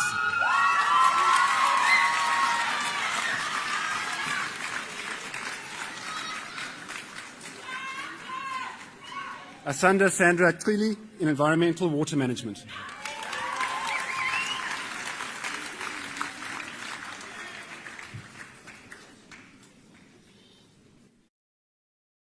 Von Guy Tharmo Chandeka, in Computer Science.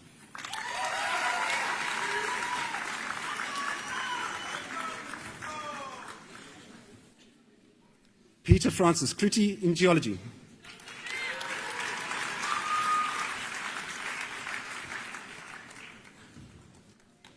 Benjamin Johannes Kutzer, in Ichthyology and Fishery Science.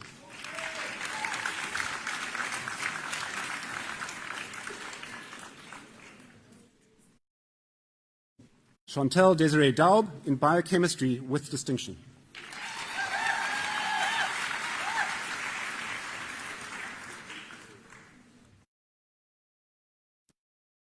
Claudia Desfontaine in chemistry with distinction.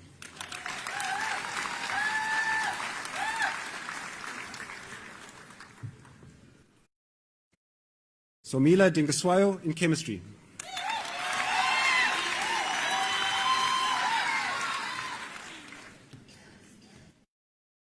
Taylor Rhiannon Domini in environmental water management with distinction.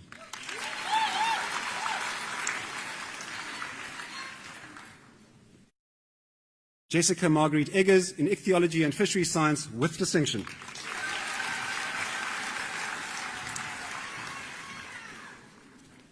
Ryan Matthew Foster in ichthyology and fisheries science.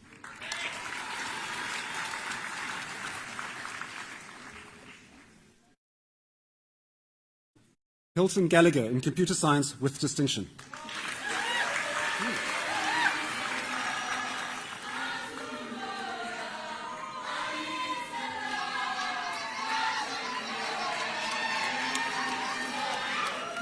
Amy Simone Galvin in environmental science with distinction.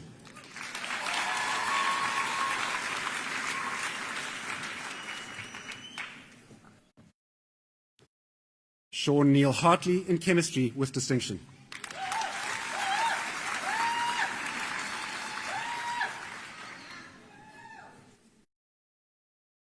Nosipho Priti Klalukana in biochemistry.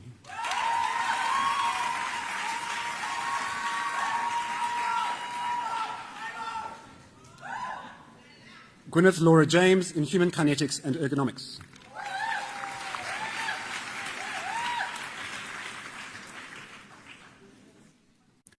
Diana Ketumetse Ketsi in geology.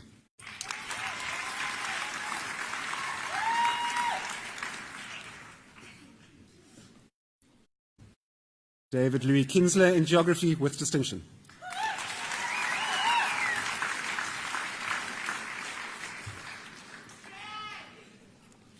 Elisa Kerrigan in biochemistry with distinction.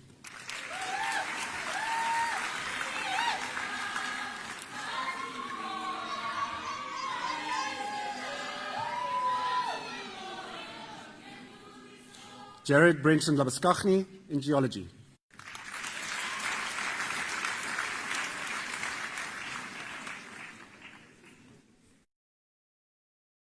Tamara Jane Lancaster, jointly in computer science and physics.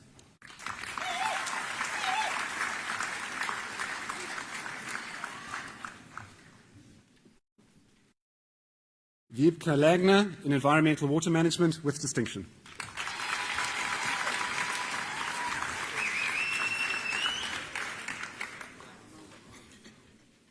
Brendan Mark Lawford in chemistry.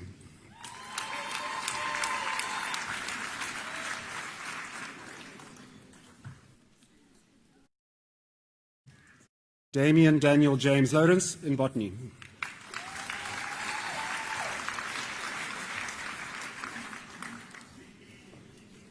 Michle Mbangengelele in biotechnology.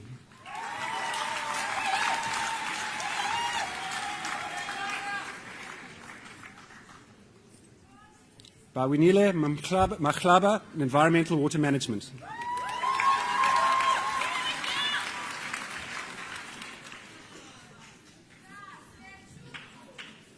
Bonolo Maloma in human kinetics and ergonomics.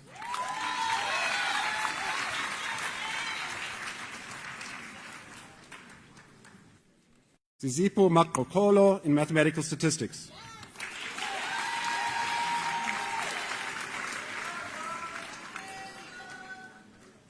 Nseka Thomas Mosoabi in geology.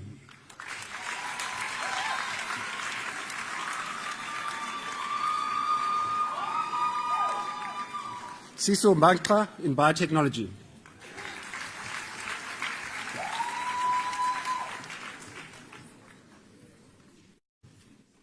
Sean Stephen McQuillan in geology.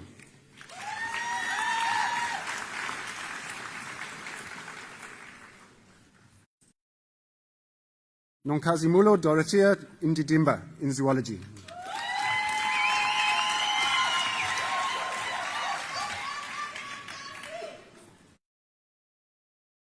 Bukanani Asonele Ndudla in environmental water management.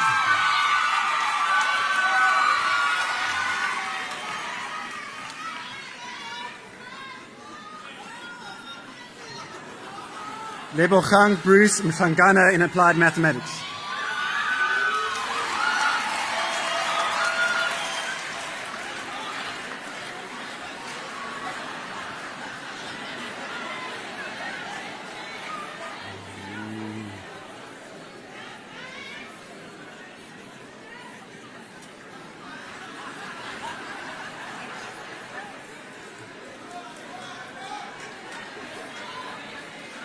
Innocent Sibusiso Ngomezulu in economics.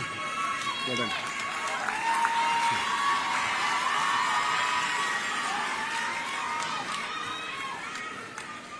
Kopana Nona Mokwena in environmental water management.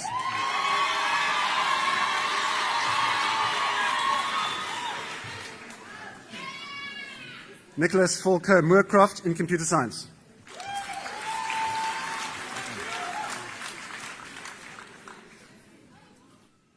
Nasipi Mpiti in chemistry with distinction.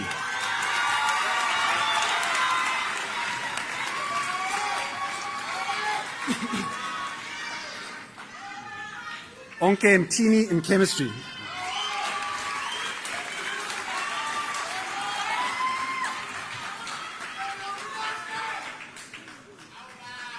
Hilbert Munashi Muchatibaya in information systems.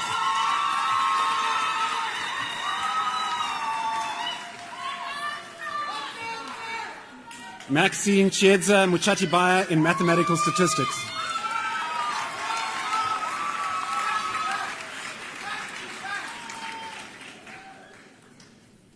Murindeni Mulamu in economics.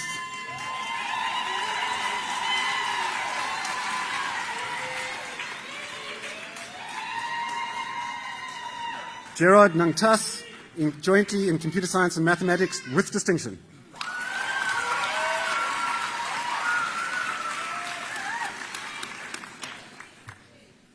Mikko Nikki Ndleve in computer science.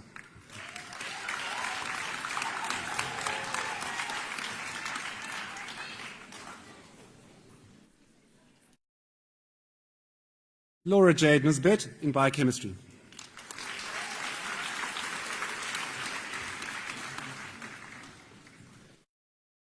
Luzuku Nzayo in mathematics.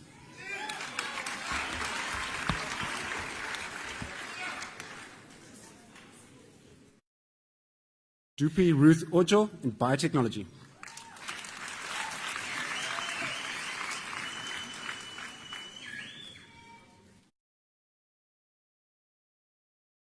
Siolise Pungu Pungu in geology.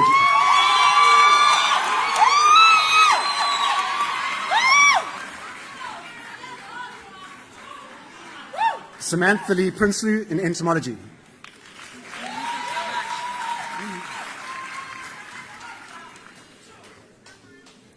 Melissa Trabashe Khala in environmental science.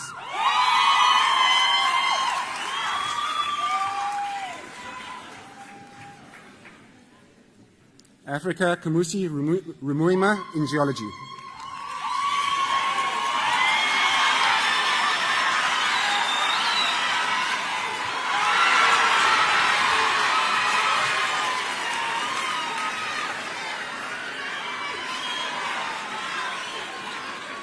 William Ignatius Snell Rawson in entomology with distinction.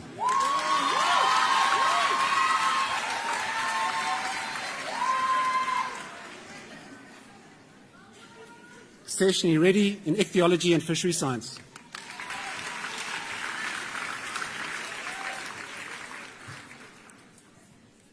Craig Lawrence Rennie in ichthyology and fishery science with distinction.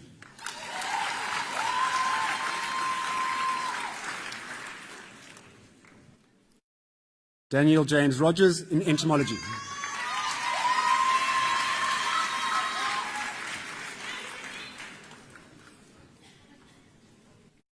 Emma Sandenberg, jointly in botany and environmental science with distinction.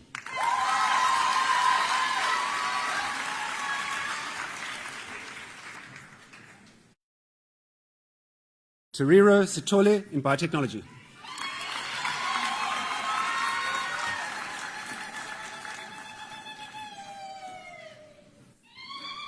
Kamir Smuts in human kinetics and ergonomics.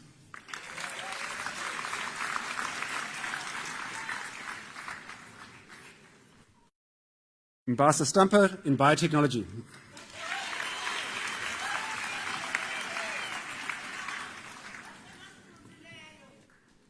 Rebecca Joy Stevenson in geography.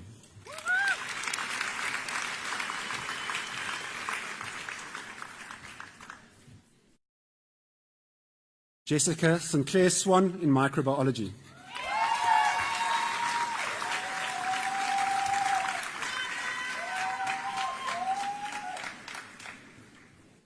Kristen Emma Tunison in information systems.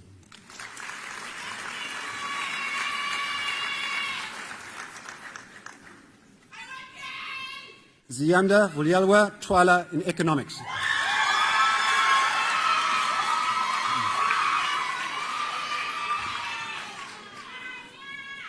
Sarah Lynn Wilmot in biochemistry with distinction.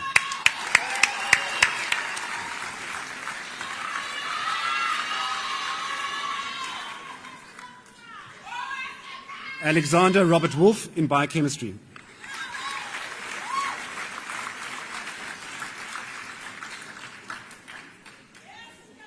Sinokola Kranti in applied mathematics with distinction.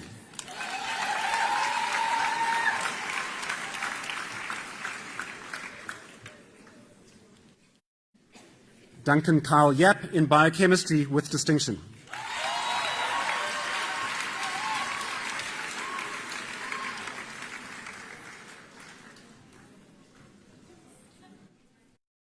Alexandra Jean Yell in biotechnology with distinction.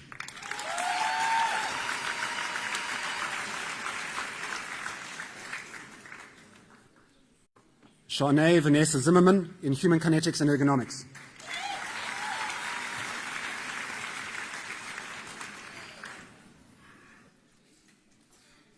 Ekona Zozo in entomology.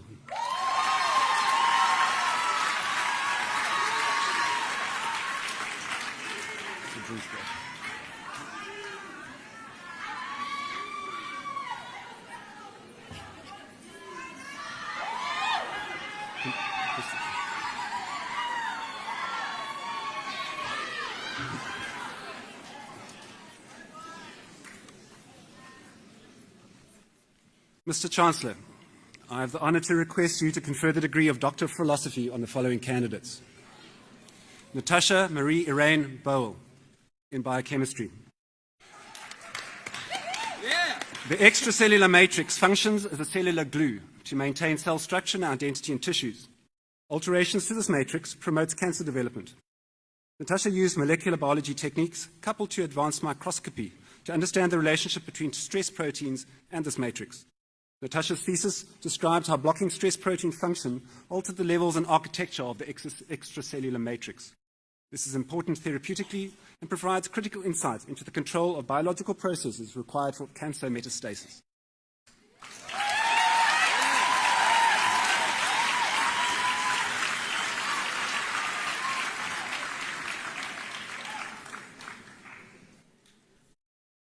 Christopher Scott Bover in fisheries science.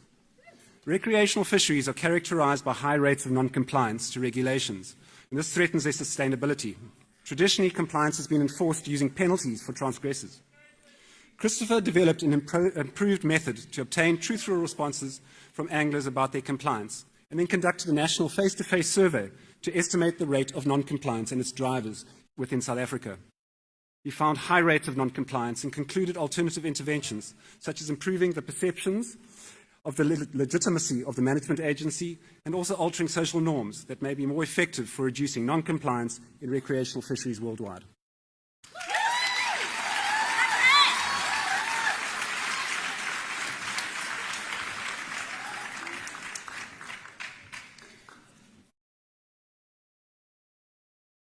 Michelle Ann Caputo in marine biology. Michelle assessed the importance of the Wild Coast region along the Eastern Cape coast as a habitat for long-beaked and bottlenose dolphins. Using a combination of aerial and boat-based surveys and in conjunction with stable isotope analyses, she demonstrated that the two dolphin species were found year-round in the area and also highlighted the importance of this region as an important foraging ground. The main findings of the study will inform management and contribute to the conservation of marine mammals along the South African coastline.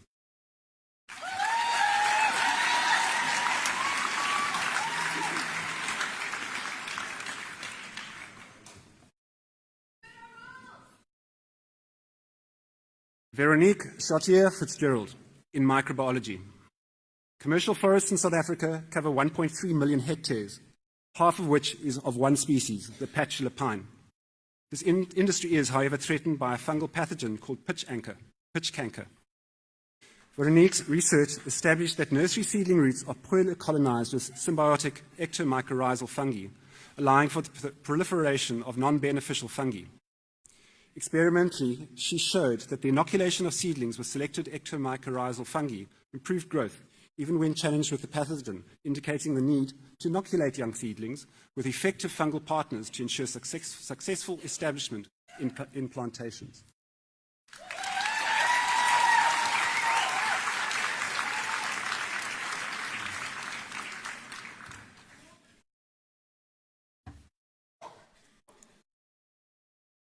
Jonathan Anthony Noel Denizen in geography. Smallholder irrigation schemes are promoted as a way to improve rural livelihoods, but in many cases they're not sustainable and fail to produce the envisaged outcome. Jonathan investigated the reasons for success or failure of schemes in the Limpopo province. Maintaining a gravity-fed water supply instead of installing pumps or facilitating land exchange are two examples of success factors found in the study. His findings will inform strategic decisions regarding technological choices for infrastructure, land, and water institutional interventions.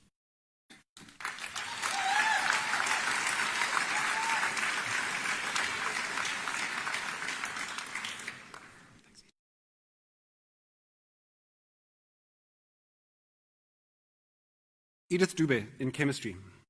Currently, chemotherapy indiscriminately destroys both healthy and cancerous tissue. Edith developed cancer-specific drugs that are activated only by light. By linking nanoparticles to these drugs, she developed a double-action system which uses heat and light to treat cancer. She also engineered nanoparticles which are attracted to cancer only, thus reducing damage to healthy cells.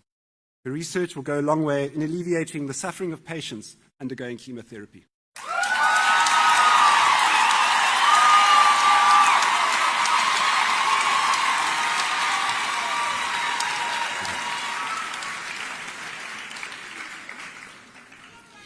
Murray Ian Duncan in ichthyology. The response of fish populations to climate change is underpinned by their physiological capacity, and this may be impacted by exploitation. Using an endemic sea bream as a model species, Murray examined whether exploitation can drive populations to be less physiologically resilient to climate change. Murray found that selective fishing reduces the physiological diversity of fishes, and this places species at high risk in variable climatic conditions.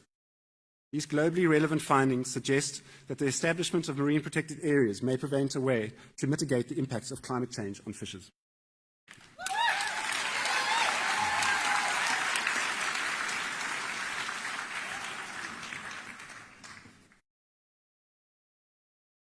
Ikbon Nathaniel Igbon in entomology.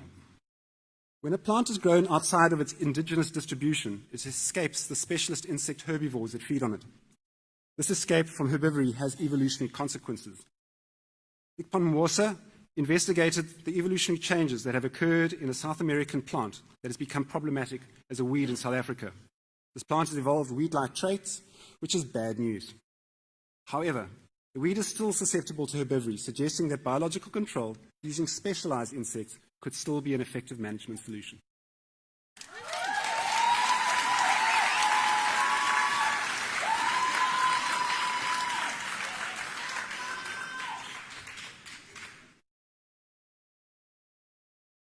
Chantal Elston in ichthyology. Chantal used multiple methods to investigate the ecology and conservation needs of a multi-species stingray community at a pristine tropical atoll.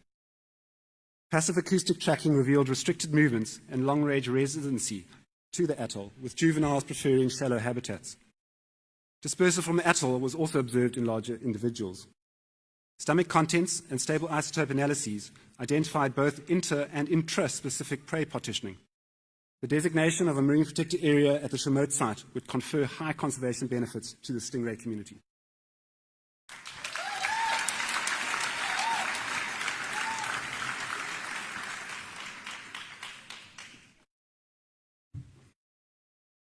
Ibrahim Friesler in computer science.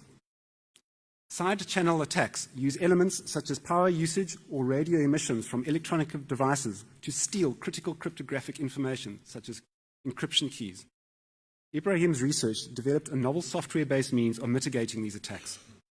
Ibrahim proved that software can actually be used instead to fix a hardware flaw. In the future, embedded systems can be protected with a software update rather than expensive mechanical shielding, such as wire cages or re-engineering, which is normally used.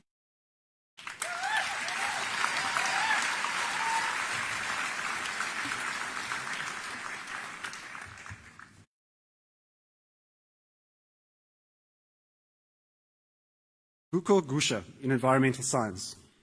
With a growing population and demand for food, we need to improve the efficiency of agriculture production. The Eastern Cape supports 3.2 million head of cattle, which are owned by small farmers and households. Improving the performance of farmers while maintaining resource integrity is therefore a priority. Huko assessed the production efficiency of households owning livestock and found that female-headed households were the most efficient. This efficiency can be further improved with better access to markets, assistance with feed, and with labour.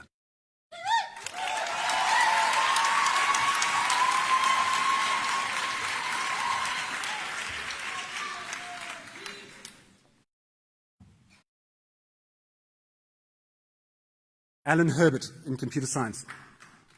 NetFlow is a technology historically used for monitoring traffic on computer networks, thereby providing a concise record of parties that communicate with one another.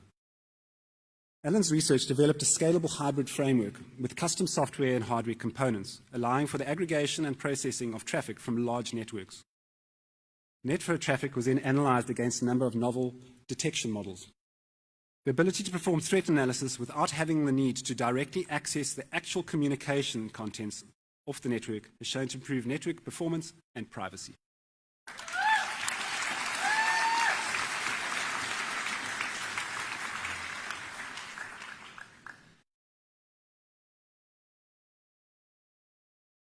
Charles Frenderson Kankuzi in geology. Charles discovered and investigated gemstone deposits in Malawi containing beryl, aquamarine, tourmaline, topaz, and ruby. These gemstones formed from magma 4 to 8 kilometers deep, and in several episodes from about 2,000 to 120 million years ago. Gemstones deposits are more common in Malawi than previously known, and are likely to become a significant factor in the economy, particularly benefiting the population in rural and poorly developed regions. Congratulations.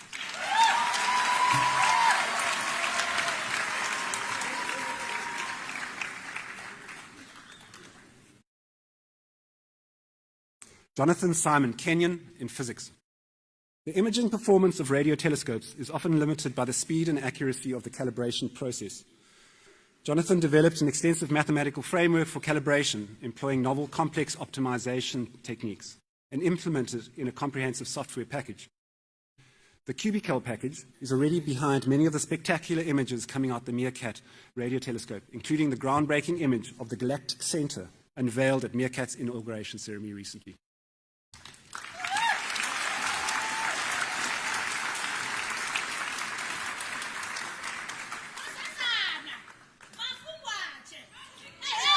Notiswa Libala in water resource science.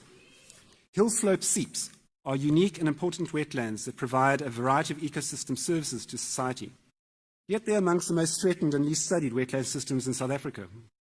Using a social ecological systems approach and drawing on a range of research methods, Notiswa's research shed light on the vulnerability and resilience of hill slope seep vegetation cover to grazing.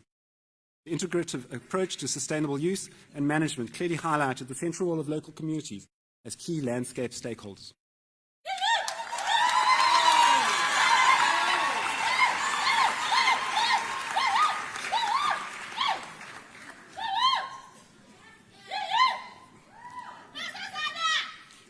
Impo Stephen Marfa in biochemistry. Termites are well-known aggressive degraders of terrestrial matter, degrading about 90% of the Earth's woody or lignocellulosic biomass. Some termites are unable to digest woody tissue on their own and therefore have to rely on microbes in their guts to produce the required digestive enzymes to decompose lignocelluloses into sugars and other products.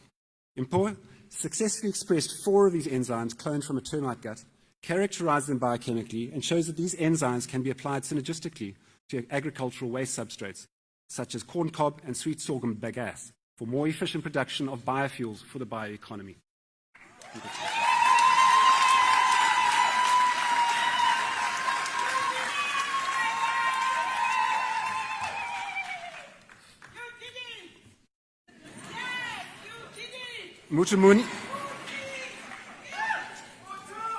Mutumuni Elizabeth Managa in chemistry.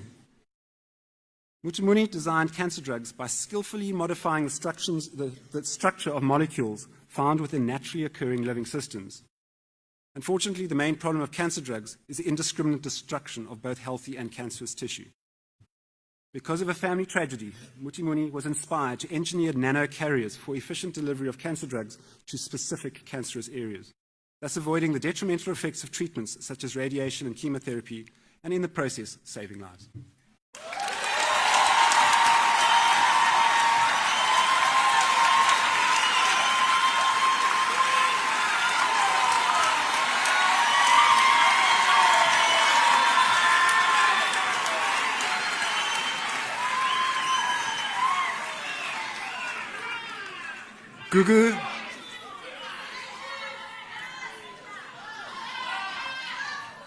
Gugu Florence Msani in chemistry. Dye-sensitized solar cells mimic natural processes of capturing solar energy using photoactive dye molecules.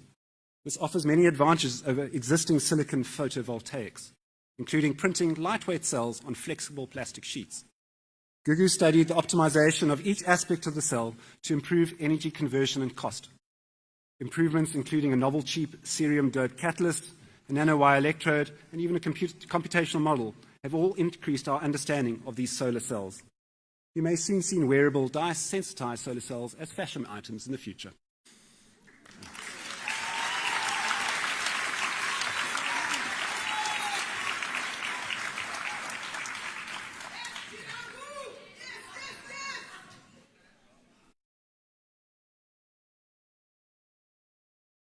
Kudzai, Tapiwanashi, Eso, and Tambanengwe in microbiology.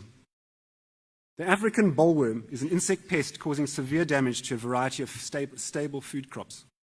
In South Africa and other countries, the pest is partly controlled using a virus, which in contrast to chemical insecticides is environmentally friendly and does not harm beneficial insects. In his thesis, Kudzai isolated and characterized a novel South African virus, which he recovered from bollworms infesting a green pepper plantation outside Grahamstown. The novel virus was found to be genetically distinct and has superior virulence against the pest compared to other commercially available virus isolates.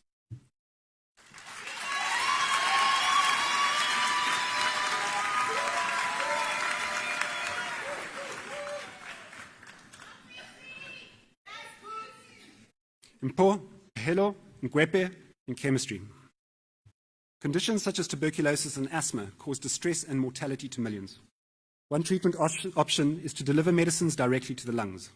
This non-invasive technique, however, suffers from several drawbacks with poor treatment outcomes. Mpo constructed a computational model based on clinical scans of patients' lungs, and then used this model to develop 2 nanotechnology drug delivery systems, which are being studied further to better deliver treatment directly to the lungs, especially to children and the elderly.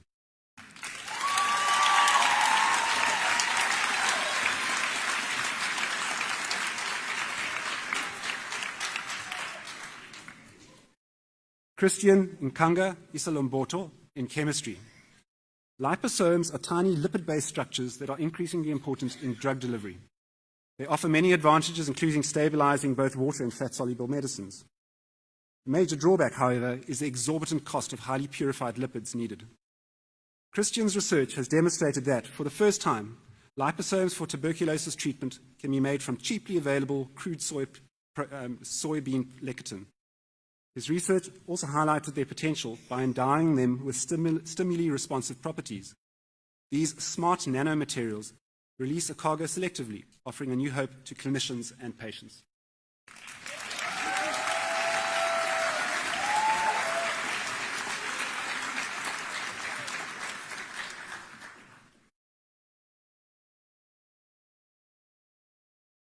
Gunyemi, Olajide, Orerinlo in chemistry.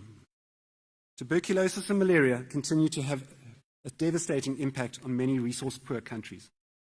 Chemotherapy remains one of the critical tools in the control and management of these diseases.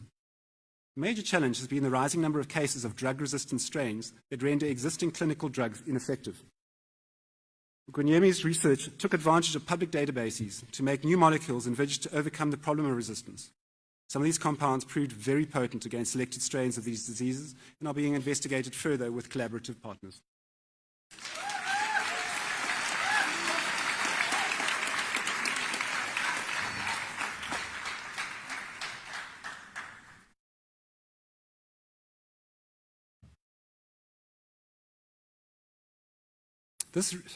David Lawrence Penkler in bioinformatics. This research presents a significant contribution to the understanding of protein allostery. David developed novel computational methods for identification of allosteric control elements in large multi-domain systems, the utility of which led to the discovery of several South African natural product compound modulators in the 90 kilodalton molecular protein range used for cancer treatment. David's work has been internationally recognized and provides a valuable platform for the development of novel anti-cancer therapeutics, as well as methods for probing allostery in any protein system. Thank you.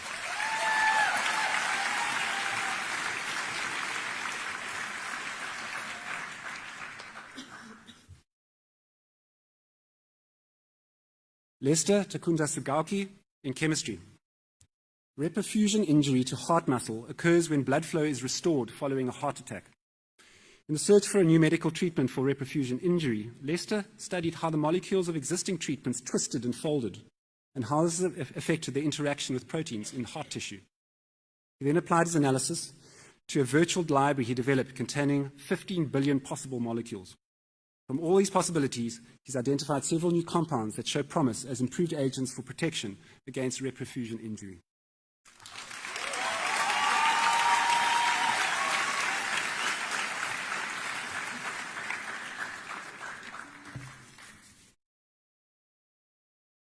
Roxanne Thornton in biochemistry. Forensic identification of stillborn or suspected infanticide cases is often impossible due to advanced decomposition of remains. In order to allow medical legal investigation, it is essential that accurate biological age be determined. Roxanne conducted the first multidisciplinary study integrating anthropological bone measurements with forensic imaging and molecular techniques to predict biological age.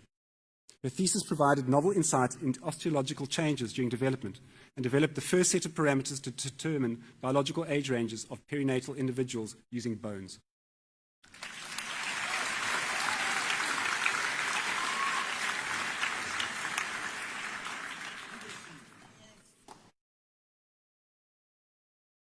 Tenda Mudzimo, Chihuahua, in chemistry.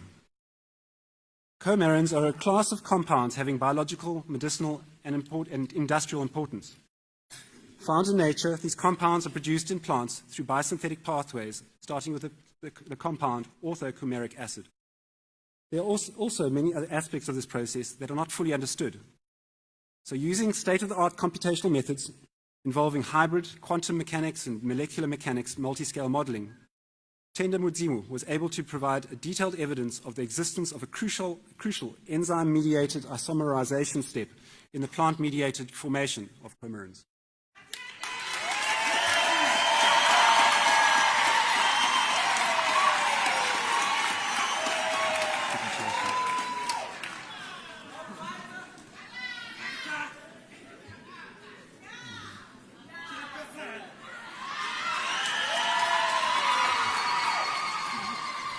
Yvette Ethny van Wyk in botany. This study is based on years of observations of the plants associated with caves and other habitation sites of humans in the Southern Cape. Yvette documented the species present at these sites and related this to current indigenous knowledge to plant uses by the Khoi and their descendants that still live in the area. Yvette's findings indicate that prehistoric man modified the environment in the vicinity of these sites and lived in a complex association with plants known to be edible or to have medicinal uses. I'd also like to point out to the audience that Yvette last walked across the graduation stage for Rhodes University 57 years ago.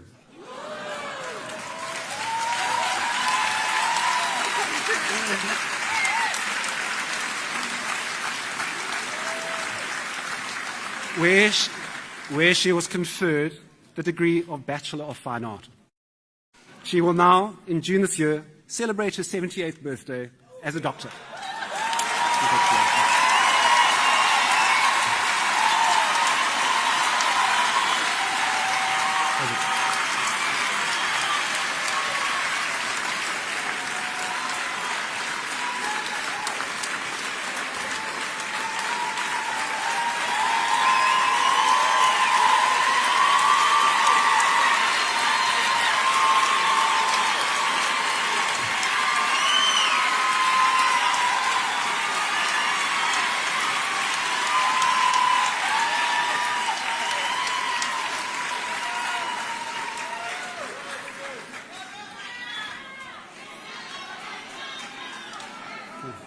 Matthew James Tanduklola Weaver in Water Resource Science. Matthew has worked in the Makanda Grahamstown for 4 years on the volatile topic of water, which remains an issue of equity and dignity. Matthew collaborated closely with a local civil society organization called Water for Dignity. Out of that engaged action research came the emergence of the Makana Water Forum, a comprehensively representative institution for participatory water governance. Innovative application of systems thinking and learning theory catalyzed changes in water governments towards greater fairness. His work deepens democracy locally and within South Africa.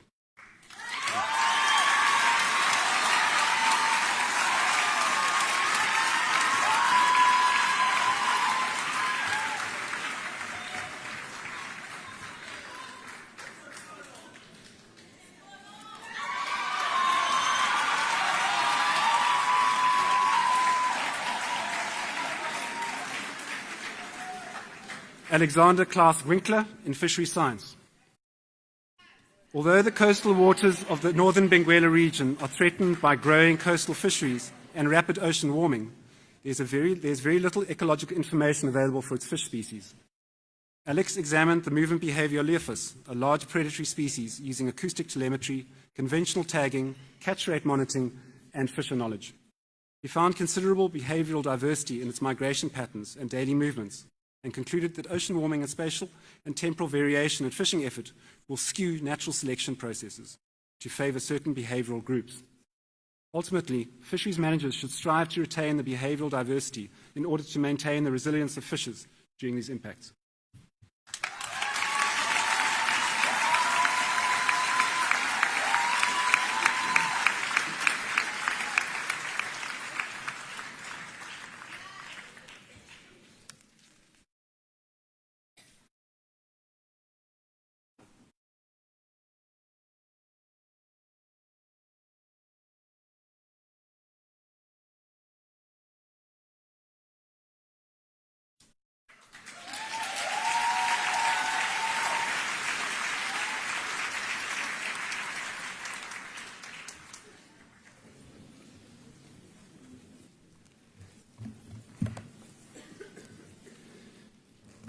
Mr. Chancellor, I have the honor of presenting to you Brett Pletschke,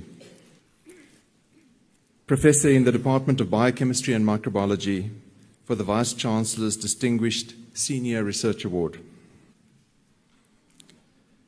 Professor Pletschke is widely regarded as one of South Africa's leading researchers in the field of enzyme biotechnology, the role of multi-enzyme complexes in the biodegradation of plant material, and the application of this knowledge in biofuel production. He is especially highly regarded for his contributions to human understanding of the synergy of enzymes in the deconstruction of lignocellulosic biomass, one of the major renewable resources for the environmentally sound reproduction of fuels, chemicals, materials, and feedstocks. This for the South African, African, and global bioeconomy. His peers on the selection committee for this award were particularly persuaded by the impact of his scholarly activities over a sustained period. His work has been referenced literally thousands of times by others, and his research has resulted in the filing of 4 patents. In writing about him, reviewers use words like continued and excellent performance, a researcher of distinction, and as in having had indisputable academic status. Professor Plečka's international collaborations span research groups in North and South America, Europe, Asia, and of course Africa. He has attracted research grants in excess of 15 million rand over his research career. Among his extensive publication list on 90 internationally ranked journals or books, several with remarkable levels of citation. He has served on the editorial boards of the journals Biotechnology Letters, 3 Biotech, International Food and Biosystems Engineering, and has reviewed papers for more than 50 scientific journals. The brand new Dr. Martha, who you employed just a few minutes ago, was supervised by Professor Plečka, as well as 2 other postgraduates in other ceremonies during this week, which add to his past record of supervising 16 PhDs, 21 master's candidates, and 9 postdoctoral fellows. Professor Plečka is professionally active at Rhodes and beyond, and is recognized as a scientific leader within the international biochemistry community. He is a past president of the South African Society of Biochemistry and Molecular Biology. He's a member of the American Association for the Advancement of Science, the European Federation of Biotechnology, and the American Chemical Society, the Royal Society of South Africa, and very recently was elected as a Fellow of the African Academy of Sciences. Professor Plečka is also a multi-chapter contributor to that fantastic resource, the UNESCO Encyclopedia of Life Support Systems, which is amongst the largest and most influential reference sites about our planet, its people, and its future. So, Mr. Chancellor, I request you to award the 2018 Vice-Chancellor's Distinguished Senior Research Award to Professor Brett Plečka.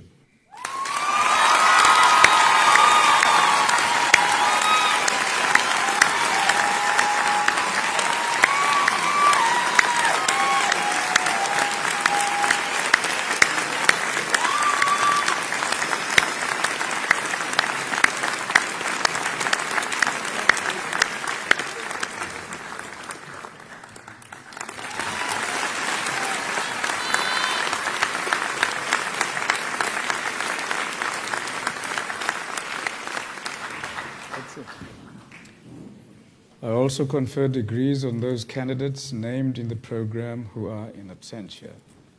Please rise for the national anthem.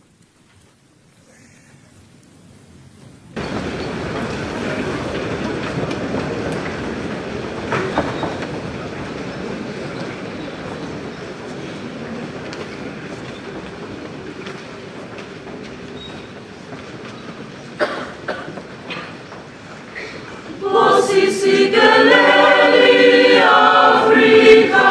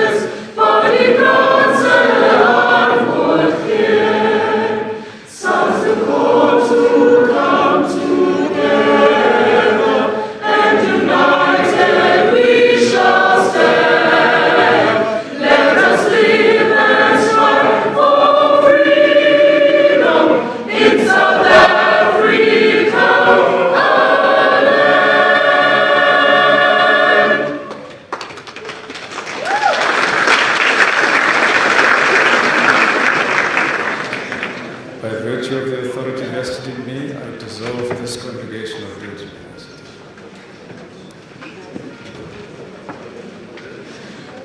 Gaudiamus igitur, Juven estum sumus.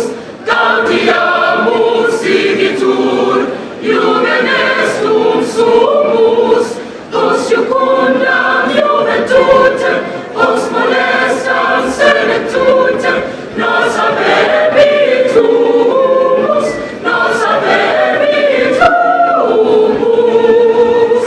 Gaudiamus igitur, Juven estum sumus. Gaudiamus igitur, Juven estum sumus. Post jucundam juventutem, post molestam senetutem, nos habebitus, nos habebitus. Gaudiamus igitur, Juven estum sumus. Gaudiamus igitur, Juven estum sumus. Post jucundam juventutem, post molestam senetutem, nos habebitus, nos habebitus. Allalisa, Allalisa, Allalisa, Chabuna nabantu, Izani sipilo, Darelani, Allalisa, Allalisa, Maspinoze kalu, Siskulana sina kalu, Maspinoze kalu,